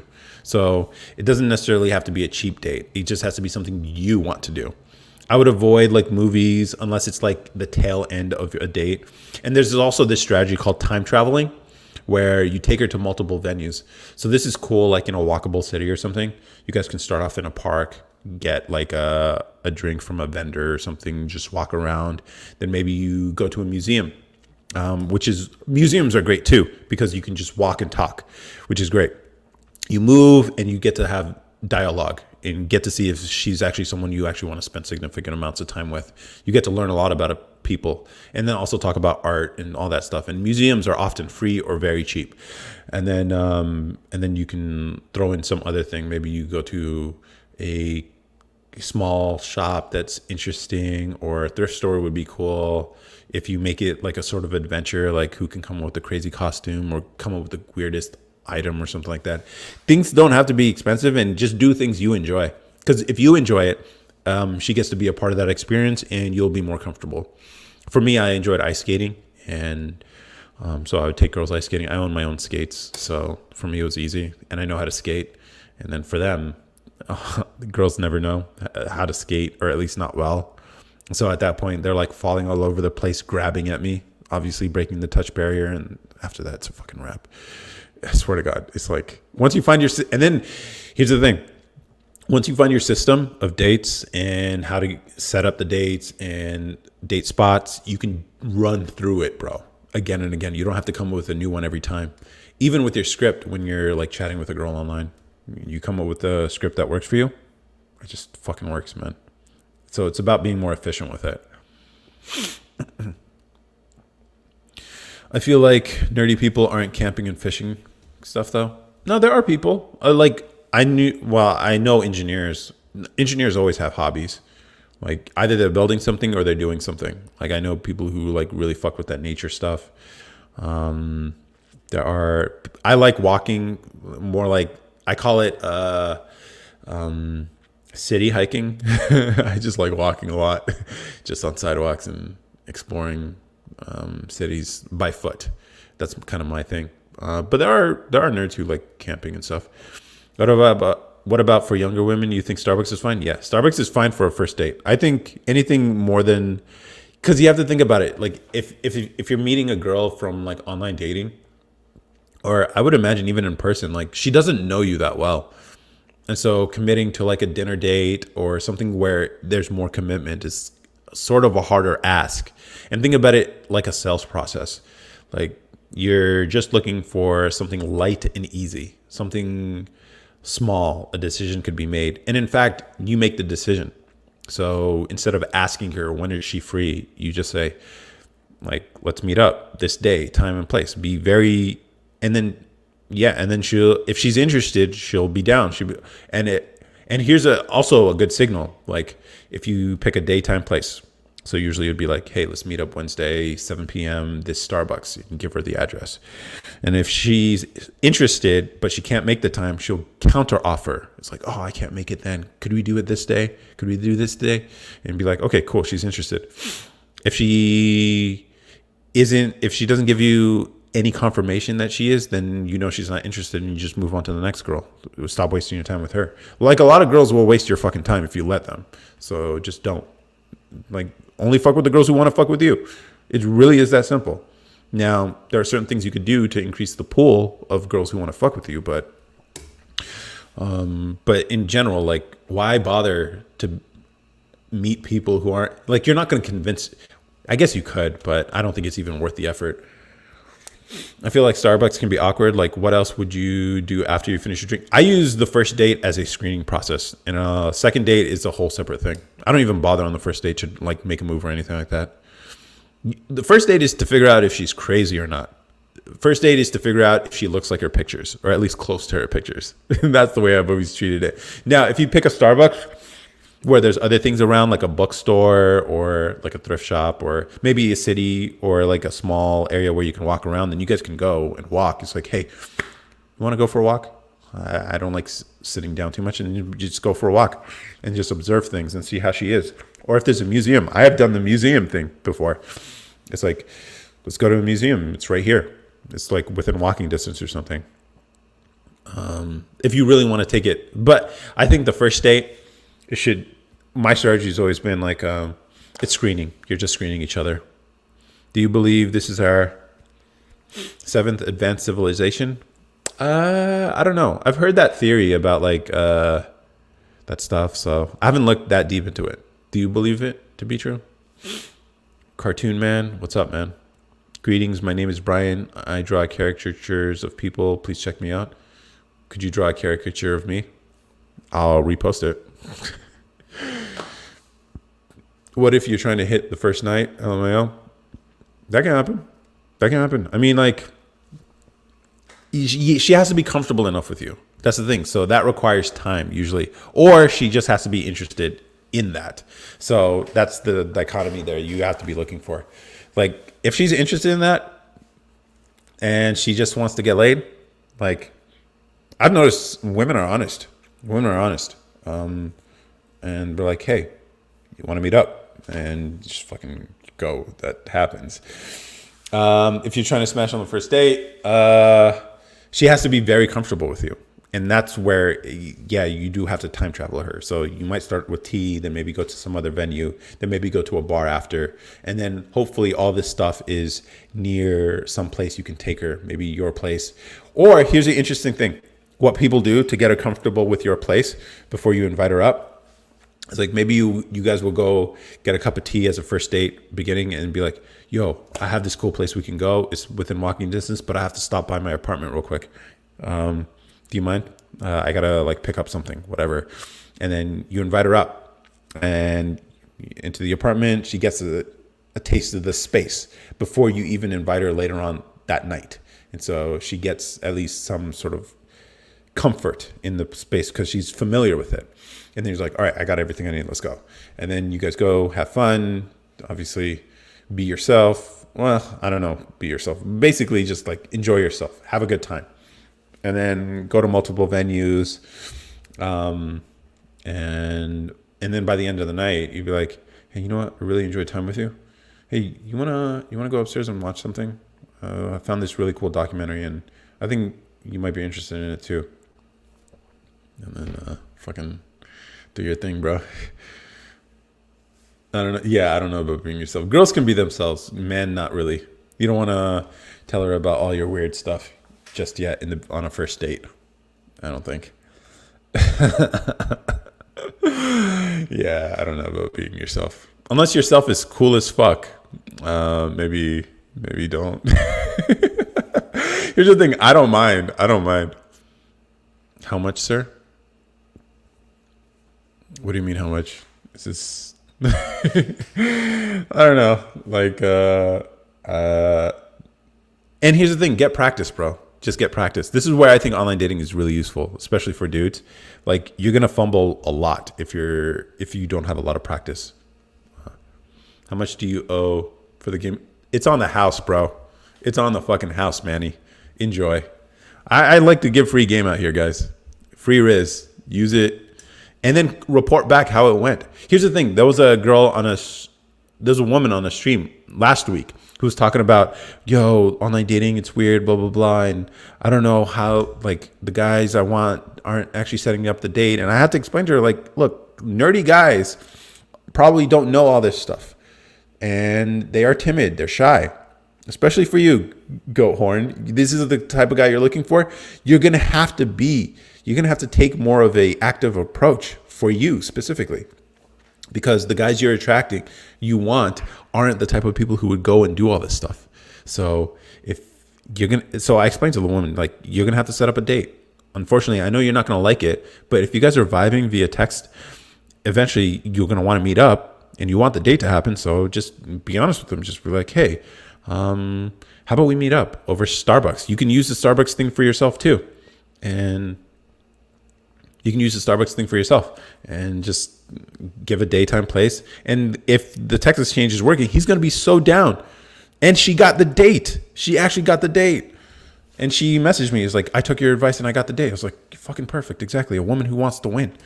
Do you know how rare it is to run into women like that who will just like do it? Like, and I know it sucks for a lot of you ladies because you guys aren't used to being in that position, but specifically for you, Dev, like, you're looking for shy guys. You're going to have to do the upfront work. Eventually, hopefully, he will become the guy. Hopefully, he's the guy who can carry the ball after you start it. But that's what it's going to take. I like the weird stuff on a first date. Small talk is difficult. Yeah, small talk is difficult. But here's the thing. Like, I think nerdy guys are have more interesting conversation. It's just they have to understand.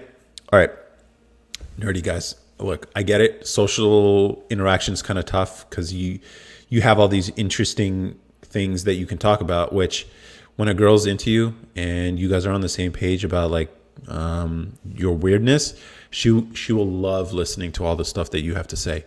But on a first date, you can't really let it all out, which is why I say, maybe don't be yourself just yet. But the approach I take is the FORD approach for conversation. FORD is an acronym, FORD. Family, occupation, recreation, dreams. And especially if you're introverted as a dude, you'll be surprised. You don't have to actually talk that much. You just have to feed off of what she's saying. So when you bring up like, oh, so did you grow up here? So this is the family stuff. Did you grow up here? Do you have any siblings? It's like, yeah, what was that like growing up? So asking open-ended questions where they can really go on, and then actually actively listening to them so you can feed off of that and ask like follow-up questions. So that's the family. Occupation is about what they do, what they like, but then you can also take it in a different direction. Like, if you could do anything, what would you do? And so that's the dreams part. And then you get to really, and basically what you're looking for is those threads of conversation where they'll just go off and start talking, because people really love talking about themselves. And if you're introverted, you don't like talking. I know. I'm one of you. And so it's amazing when the person does all the talking for you. And then R is recreation. So some of the things that they do for fun, and then you can really go into it. So if it's something unique and weird, like, oh shit, you live in a van. What's that like? And then she'll explain all this stuff. And you're like, oh man, I wonder how all this stuff works. What's it like on the beach? You ever I feel like it would be great to have host a party, whatever. And you can talk about all these things and just feed off of them. And then by taking this approach, they'll do all the talking. But by the end of the date, she will think you're the good conversationalist. It's an amazing thing about humans, man. It's amazing. And if you're an introvert, this is an issue, I know. And so you really don't have to talk about much, which is why sometimes when I was getting involved with girls, they're like, I don't really know much about you, but I just really enjoy talking to them. It's just it is what it is. So That's what I would say. And Manny, get practice, and you can even just practice with strangers in the line when you're at the grocery store or whatever. You can have these conversations, like learn to spot things about people. It's like, yo, that's a really cool, you can make comments about what they're wearing. People really like it when you notice something cool about them that they've, especially when it's like interesting shoes or a t-shirt or something that's projecting something out there. Noticing that and complimenting them is a great opener. Talking to old ladies is good practice to eventually talking to just women your age or younger. Legend. She's stronger than me. I'm not sure what that's a reference to, but I'm introverted, but I can vibe with a person one-on-one. Groups scare the heck out of me, especially deep conversations. Yeah, that's why I like the whole Starbucks thing, as opposed to like a club where loud music, you can barely hear each other. Everything's very superficial and stuff like that. And I think when I'm on a date, I win them with my mind. And those are the best, I think, when people judge you for your mind. Especially deep conversations. Yeah. Learn to spot things about people. Noted. Yeah. Really pay attention to what they're saying too. Like you can have deep conversation. Here's the approach I take with a first date. It's not about getting laid. Get that out of your brain. It'll come to you if you are the type of person she likes spending time with and is very comfortable around. The comfort thing is a really important thing. Imagine like letting someone enter you. That's what it takes for a woman. So she has to be very, very fucking comfortable with you. And part of that is like letting her connect with you. And part of her connection with you is letting her to tell a lot about her. And so like the first date is not about smashing. The first date is about learning about each other. And the approach I always took when I was dating was, I don't know if this is going to turn into anything. I'm looking to meet new people and learn new things. And when you take that approach, you'd be surprised how well the conversations go. And you don't even have to do that much talking. You are really inquisitive and actually listening to what they're saying. So no date is a waste because you get to learn new things. And you'd be surprised. I've learned so many different things from so many different girls going out on dates. I was referring to the girl who asked her guy on a Starbucks date. Oh, she's stronger than me. No, here's the thing. You come off... man, I don't know. I don't know what to think of you at this point, Dev. She's not that. I don't know. It's like I could have sworn last time you were here, you were talking about how the kind of people. Oh yeah, you're used to attracting a certain type of dude. You're not used to putting yourself out there. Yeah, you're gonna have to nut up, lady. You're gonna have to nut up, or ovary up, I guess. I don't know. But she did it and she's winning. And so that would be cool. I thought about building a dating app specifically centered around Instagram. I built a prototype of it, just at least the rudimentary versions of it, essentially saying like all these dating apps suck because they're incentivized to keep people apart. They're incentivized to give you bad matches because they make their money as long as you stay on their platform. Right. And so, Instagram practically is a dating app. Yeah, exactly. And so that's why I was thinking like, what if you like formalize it a little bit? Because you don't have age or location information associated with an account unless they talk about where they're from and put their age in their profile. So that's a little finicky. So I was thinking like build a front end for it, basically a matching algorithm, and then where you connect your Instagram account and then you swipe similar to how other dating apps. And then once you match with somebody, then you just slide into their DMs essentially straight into Instagram messaging. So my app wouldn't deal with the messaging protocol at all. And so it'd be a very simplified app. I thought about that. And yeah, because Instagram is basically a dating app. And then also you start noticing things like doing this whole content thing, get some attention from girls sometimes. And sometimes they'll just like a bunch of pictures and that's how it's basically a sign that they want you to slide in their DMs. Yeah. Yes, build one because I'm looking for the one. Yeah, here's the trouble with this is like it's a two-sided marketplace problem where you have to get girls, which are essentially, here's the way. All right, some tech nerdy shit, but like the way dating apps work, women are the product, men are the customers. But it's funny, they decide to screw over their customers by charging them and holding back matches. And then women are the product but they know that they lose their product if they give you a good match, because as long as you match with someone who and you find a relationship, you get off the app and now they're losing product. And so you realize the incentives of these apps are not aligned with the people who are on these platforms, who their customers and their product, men and women essentially. And so this is the dilemma by making money directly from subscribers. And so an app like this couldn't make direct money directly from subscribers because they would also have this incentive problem. So I was thinking like, okay, people already use Instagram for dating. They slide in DMs already. So it's already matching people's behavior. That's a good strategy for like marketing and building products. Is like, don't try to reinvent, change the way people behave. Just adapt. Maybe if you can incorporate the way people already behave into something new, it's a lot easier sell.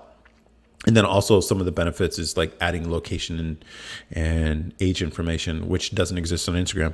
And so like, instead of you sliding into a DM of some girl who's like hundreds of miles away, here are girls who are in your area. And here's a confirmation because of the swiping and matching feature, after you connect your Instagram account, you'll see like their pictures on their Instagram account would be the pictures that you see there. So essentially I wouldn't have to host any media. It would just come from Instagram directly. So the cost thing as far as hosting costs, and then you get to see, and then when you guys swipe and you get a match, you have a confirmation that she's interested, and then now you do the work, fellas. And here's the thing, I also want to lean into the way people actually are.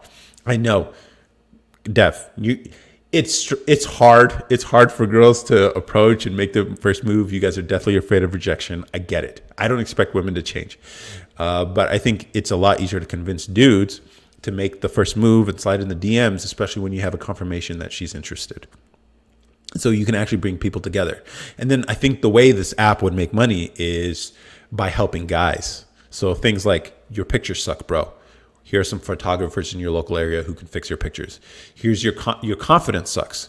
Okay, the way when you're chatting with these girls, you're a little too needy. You come off as whatever, and then so we can connect you with content, like maybe self-help or maybe Andrew Tate-ish type of content that's paid, that can help you with your mindset and your self-worth, your image of yourself, so that you're not so needy, so you can give them that Ray vibes, you know, that these girls are looking for.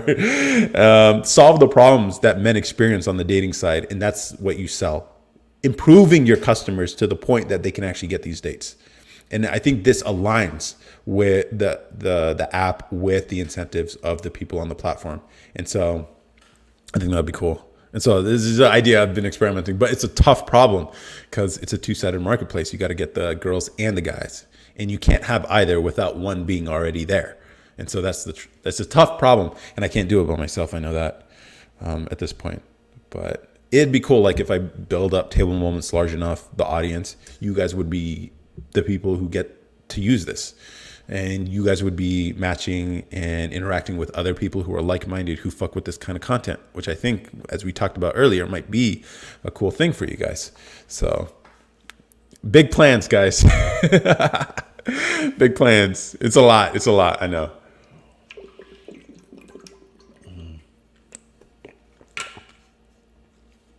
Dating apps are in a fragmented market. Yeah.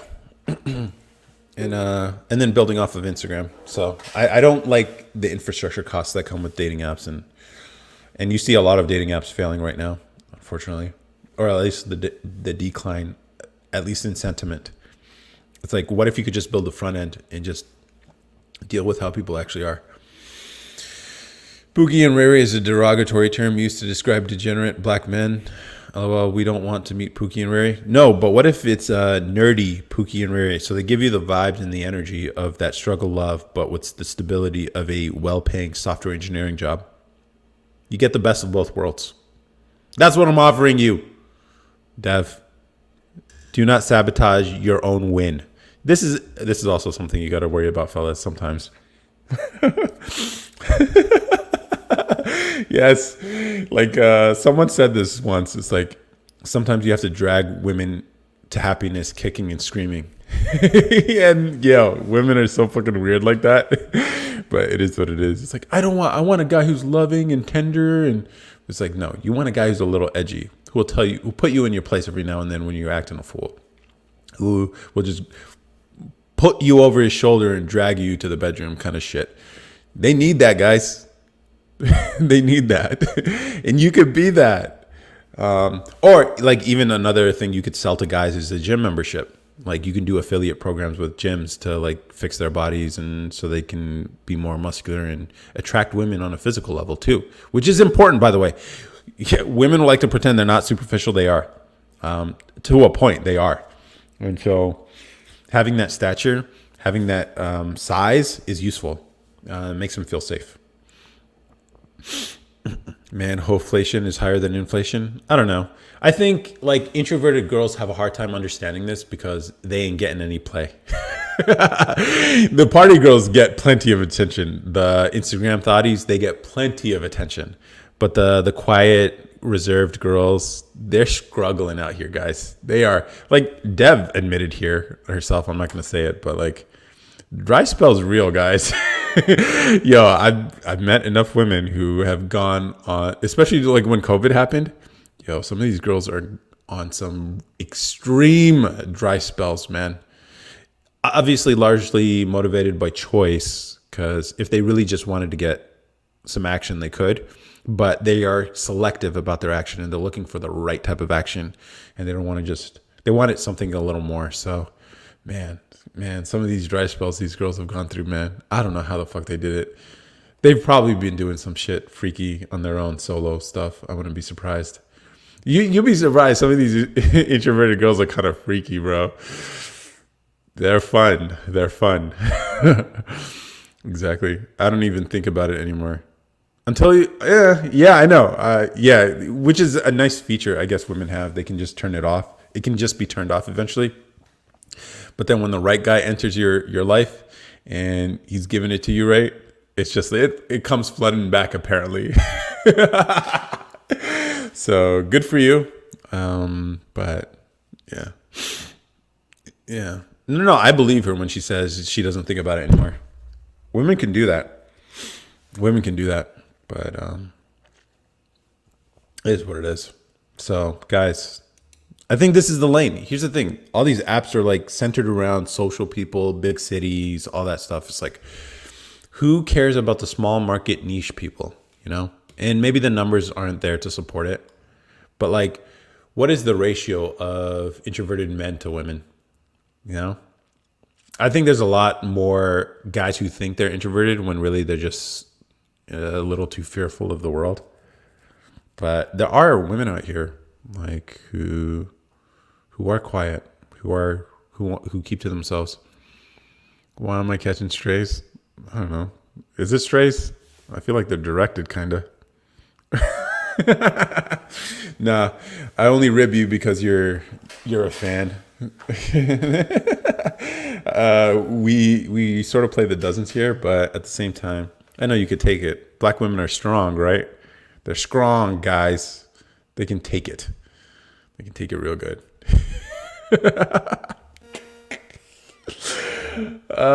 This is funny.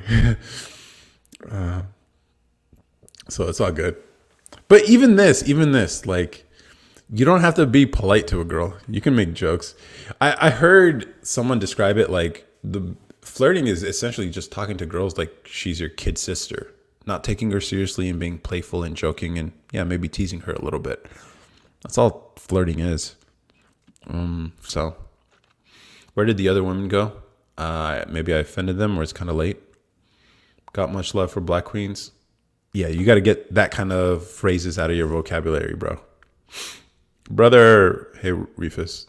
That's the best vibe. It is the best vibe. Especially when girls are looking for a daddy. Yeah.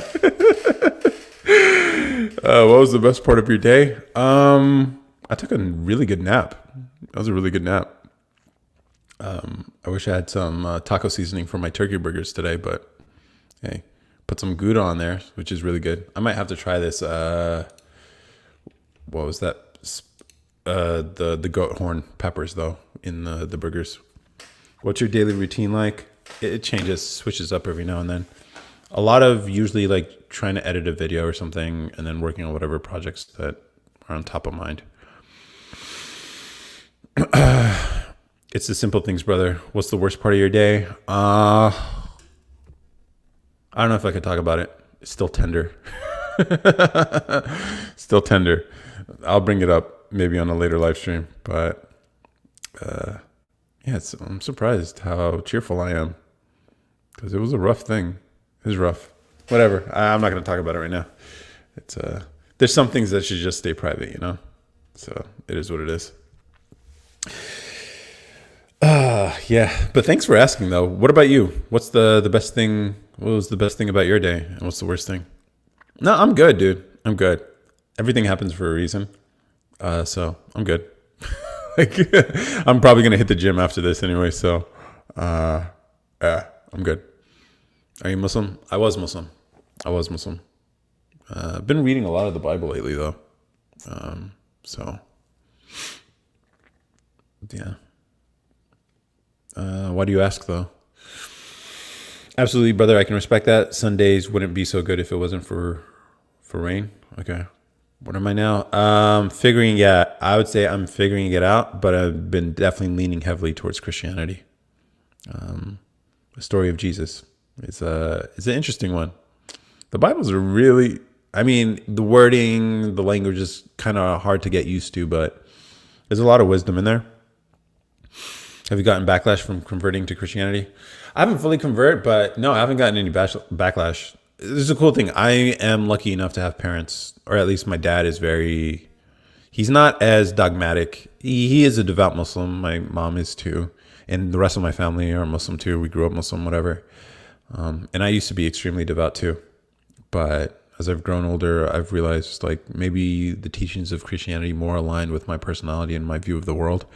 But my dad's always been like sort of, I've been blessed to have a dad who's just more open and understanding. He's just like, you know, your religion's your religion. As long as you find what makes sense for you, I'm supportive. So at least that's what he's told me.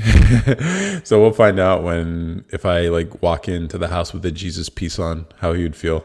But yeah, we'll see. And my siblings don't really. Yeah, they're not gonna. I'm the black sheep of the family. I kind of do my own thing and I challenge everything I know. So they know I do just crazy shit. I'm the Trump supporter. I'm the fucking voted for yay in 2020 kind of dude. Like, and they don't get what I do and how crazy some of the things I do seem, or why I do what I do. They don't understand the logic behind it, but I believe I'm right and eventually I'll prove it out. So I've always been that.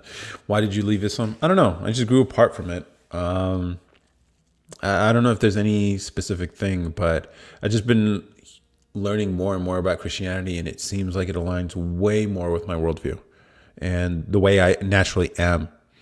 And, you know, hearing stories about, you know, the image of Jesus as this like loving, neutered, you know, soft character is not really true, at least from the sources I've been exploring. Like apparently Jesus was a revolutionary, and it starts making sense when you start reading the Bible about how he was like basically revolting in a peaceful way against the established government, the Romans. And it's just like, oh, I fuck with that energy heavy. And I think a part of me is a revolutionary too. I challenge everything I know, and a lot of the systems that we typically accept, I think should be challenged. And I feel like it's part of my duty, you know, on this planet to bring part of this revolution to fruition. I think even in Islam, there's a saying that goes, your religion is yours and my religion is mine. Yeah, or something like that. Yeah, I was listening to Reza Aslan, who's like a theologian. I think that's what you call a person who studies religions. But he was explaining like, you know, religion and the different types of religions are basically your source with divinity. And it's all just shovels that let you dig into getting closer and closer to God. And so whatever shovel you choose, that's up to you. And I thought that was an interesting perspective on this whole thing. Now, obviously, you're going to have a bunch of people debate and like, oh, this religion's blah, blah, blah. This religion's like, all right, bro. All of it's faith, man. So can you say what's right, what's wrong, what's true, what isn't? And, you know, people who are really into this stuff, which, I mean, I don't blame them for believing their word is the truth, at least the ones that they believe. But at the same time, it's just like, we all believe what we believe. And it's all faith in the end. So can you really, I don't know. Okay, Aquarius lore, LOL. I'm not sure what that is. Reza Aslan, Reza Aslan, REZAASLAN. Let me see if I can put it in the chat here for you, if you want to. How do you comment? Yeah, Reza Aslan. He was a Muslim by family, then became Christian, and then he went back to Islam. I'm not religious, but I like to learn about other beliefs to gain perspective. I started reading the Quran. Yeah. The guy's gone through a lot of transition. I want to get his book, Zealot, The Life and Times of Jesus of Nazareth. So it's the story of Jesus the man, and the way he was. And people don't like the idea of Jesus being a revolutionary, but I find that very appealing. I find it very appealing. For a lot of people, it's like, no, he wasn't like what. It's like, that's a good thing. But it's weird. I think you just got to be built different to like have that kind of character appeal to you. Like even characters like the Joker in The Dark Knight and stuff, I kind of fuck with it a little bit. I'm not trying to, obviously the dark side of that is not something I resonate with, but the idea that like, look, everyone's lying to themselves and lying to each other, and we live in this broken system that pretends to be one thing when it's not. And Joker exposes it. He's like, look, you guys think you're so much better. Let me show you how you really are. And he showed people. Now, it came from a dark perspective, and there was a lot of death involved, which I don't think is necessary. So, yeah, that's how so like when I say, Dev, I'm edgy, I mean it. I don't seem it, but I mean it. And I fuck with it. And I think you guys might fuck with it too, or you guys have those tendencies if you enjoy this stuff, or at least the stuff that we've talked about. I like how this conversation can go all over the place. We've talked about so many different things. It's wild. All right, I'm at 10% on my phone. I might do this for another 10 minutes. Call it 3.5 hours total, and call it a night. It's probably kind of late for you guys, right? Or I know, Dev, I think you're on the West Coast, so it's not too late for you. Also, Satanists are not that bad. Man, why you got to take another L tonight? I don't know. I've never had a conversation with Satanists, but I think it would be interesting. I think it'd be cool if, like, eventually I take the podcast into that direction where we have conversations with risque and edgy characters. Like, one of the more interesting conversations we had on the podcast is when we talked to a male OF model, and talk about the whole perspective that he has to deal with as a content creator, essentially. And it was enlightening for sure. And the conversation goes everywhere. If you're into that kind of stuff, you definitely check out that episode of the podcast.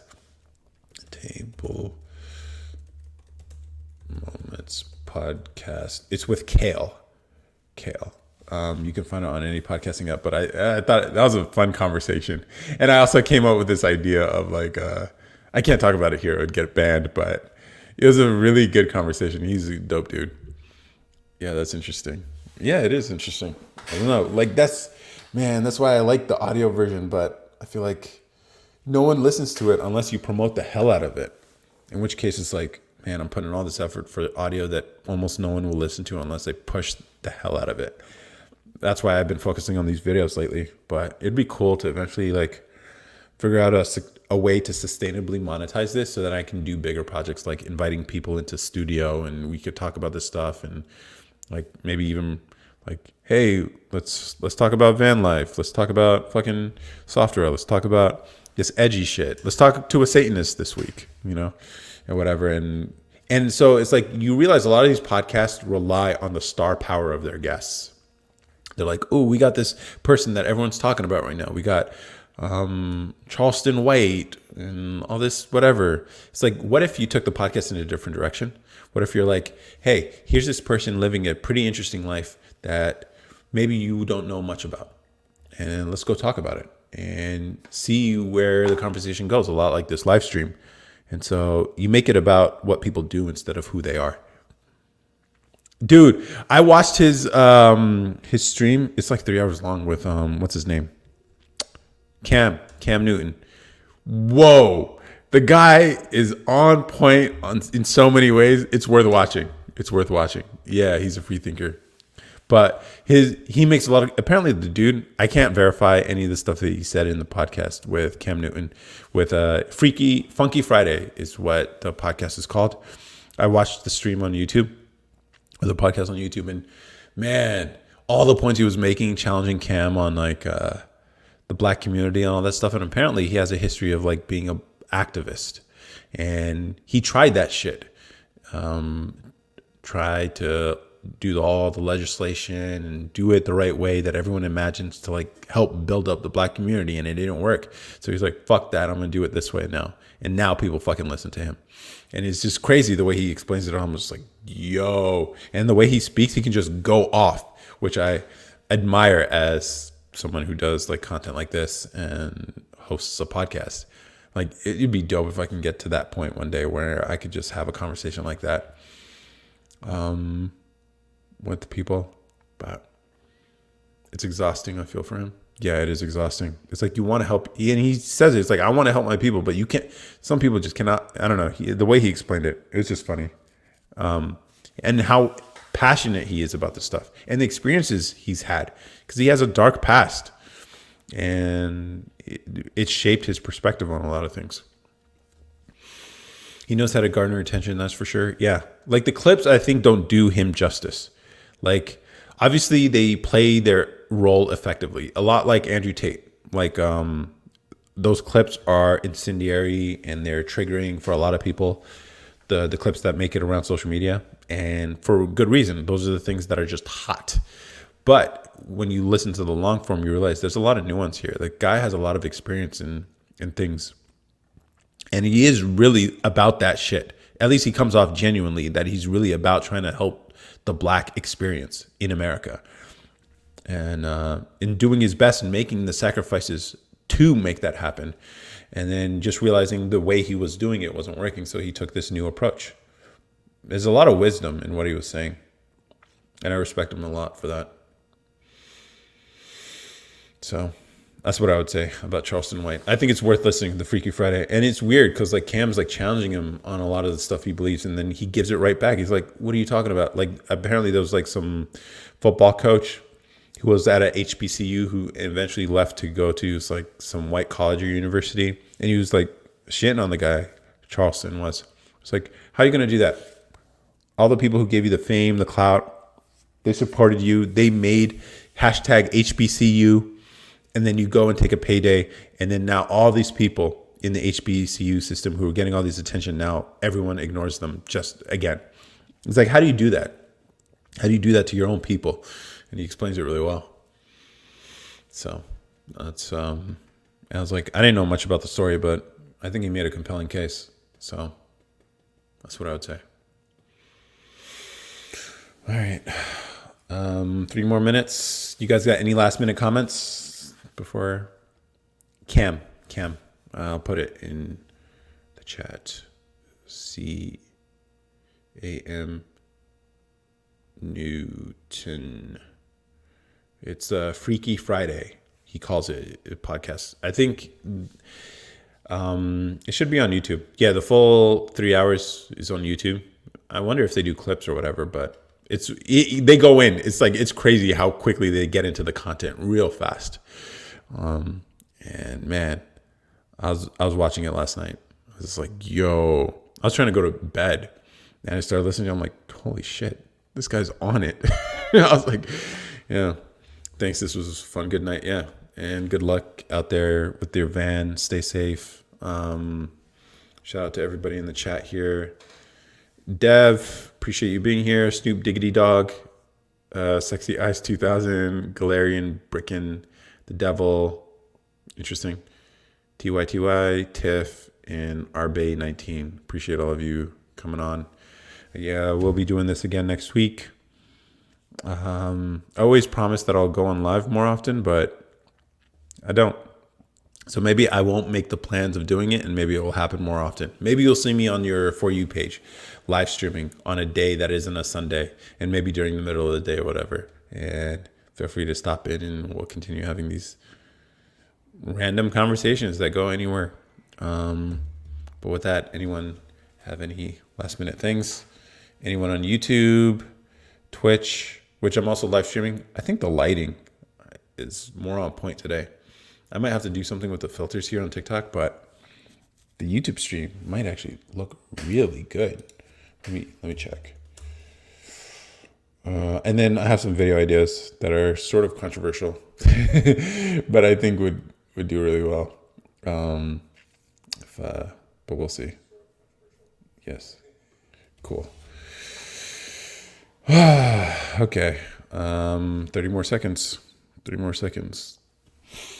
Enjoy the rest of the week, guys. Stay safe. December, year's coming to a close. Hopefully you guys come up with resolutions. If you have any New Year's resolutions about getting fit, dropping weight, whatever, just start now. You don't have to wait till the end of the year. But otherwise, appreciate all of you guys watching and fucking with the content. And big plans for the future. We'll see if I can pull it off, possibly with your guys' help. But you guys will get early access to anything I'm working on. All right, guys. Bye. Bye. Bye. Bye. Bye. Bye. All right. YouTube, Twitch. Appreciate you guys watching, or if you watch the replay, thanks for watching. Leave a comment maybe if you can. I definitely got to upgrade, figure out videos to make for YouTube. I have ideas, but again, it's like finding the motivation to go and do it. And this is just sort of like the obligation I put on myself to like just consistently make content. So, man, maybe 2024 is the year all this shit blows up simultaneously. I mean, like the audience. I'm figuring out Instagram right now, which is really cool. Let's see if I can check in real quick because I'm off that app. Let's see. Gained 100 followers already today. Let's see. What's the total? We're at 2,838 followers on Instagram, which is funny because, let's see, I take pictures of milestones that I've hit on social media. So literally yesterday, it was at 1,500 followers. Gained over 1,000 followers overnight on one video. That's wild, guys. You have no idea when I was starting this stuff 2.5 years ago-ish. Like, man, it took so long just to get the first 50 people, like 6 months, a year probably. And then finally I'm figuring out the lighting, the setup, the type of content, how to script things well to make the story compelling, something people want to watch. And I don't think people understand like how different this is, that I'm like the videos I'm posting on Instagram are over a minute long. And yet it's doing well when the average Instagram video is like 8 seconds, 10 seconds. So might actually be pulling off something crazy here. Let's see the video right now. This is the one about microwaves, which I posted on YouTube too.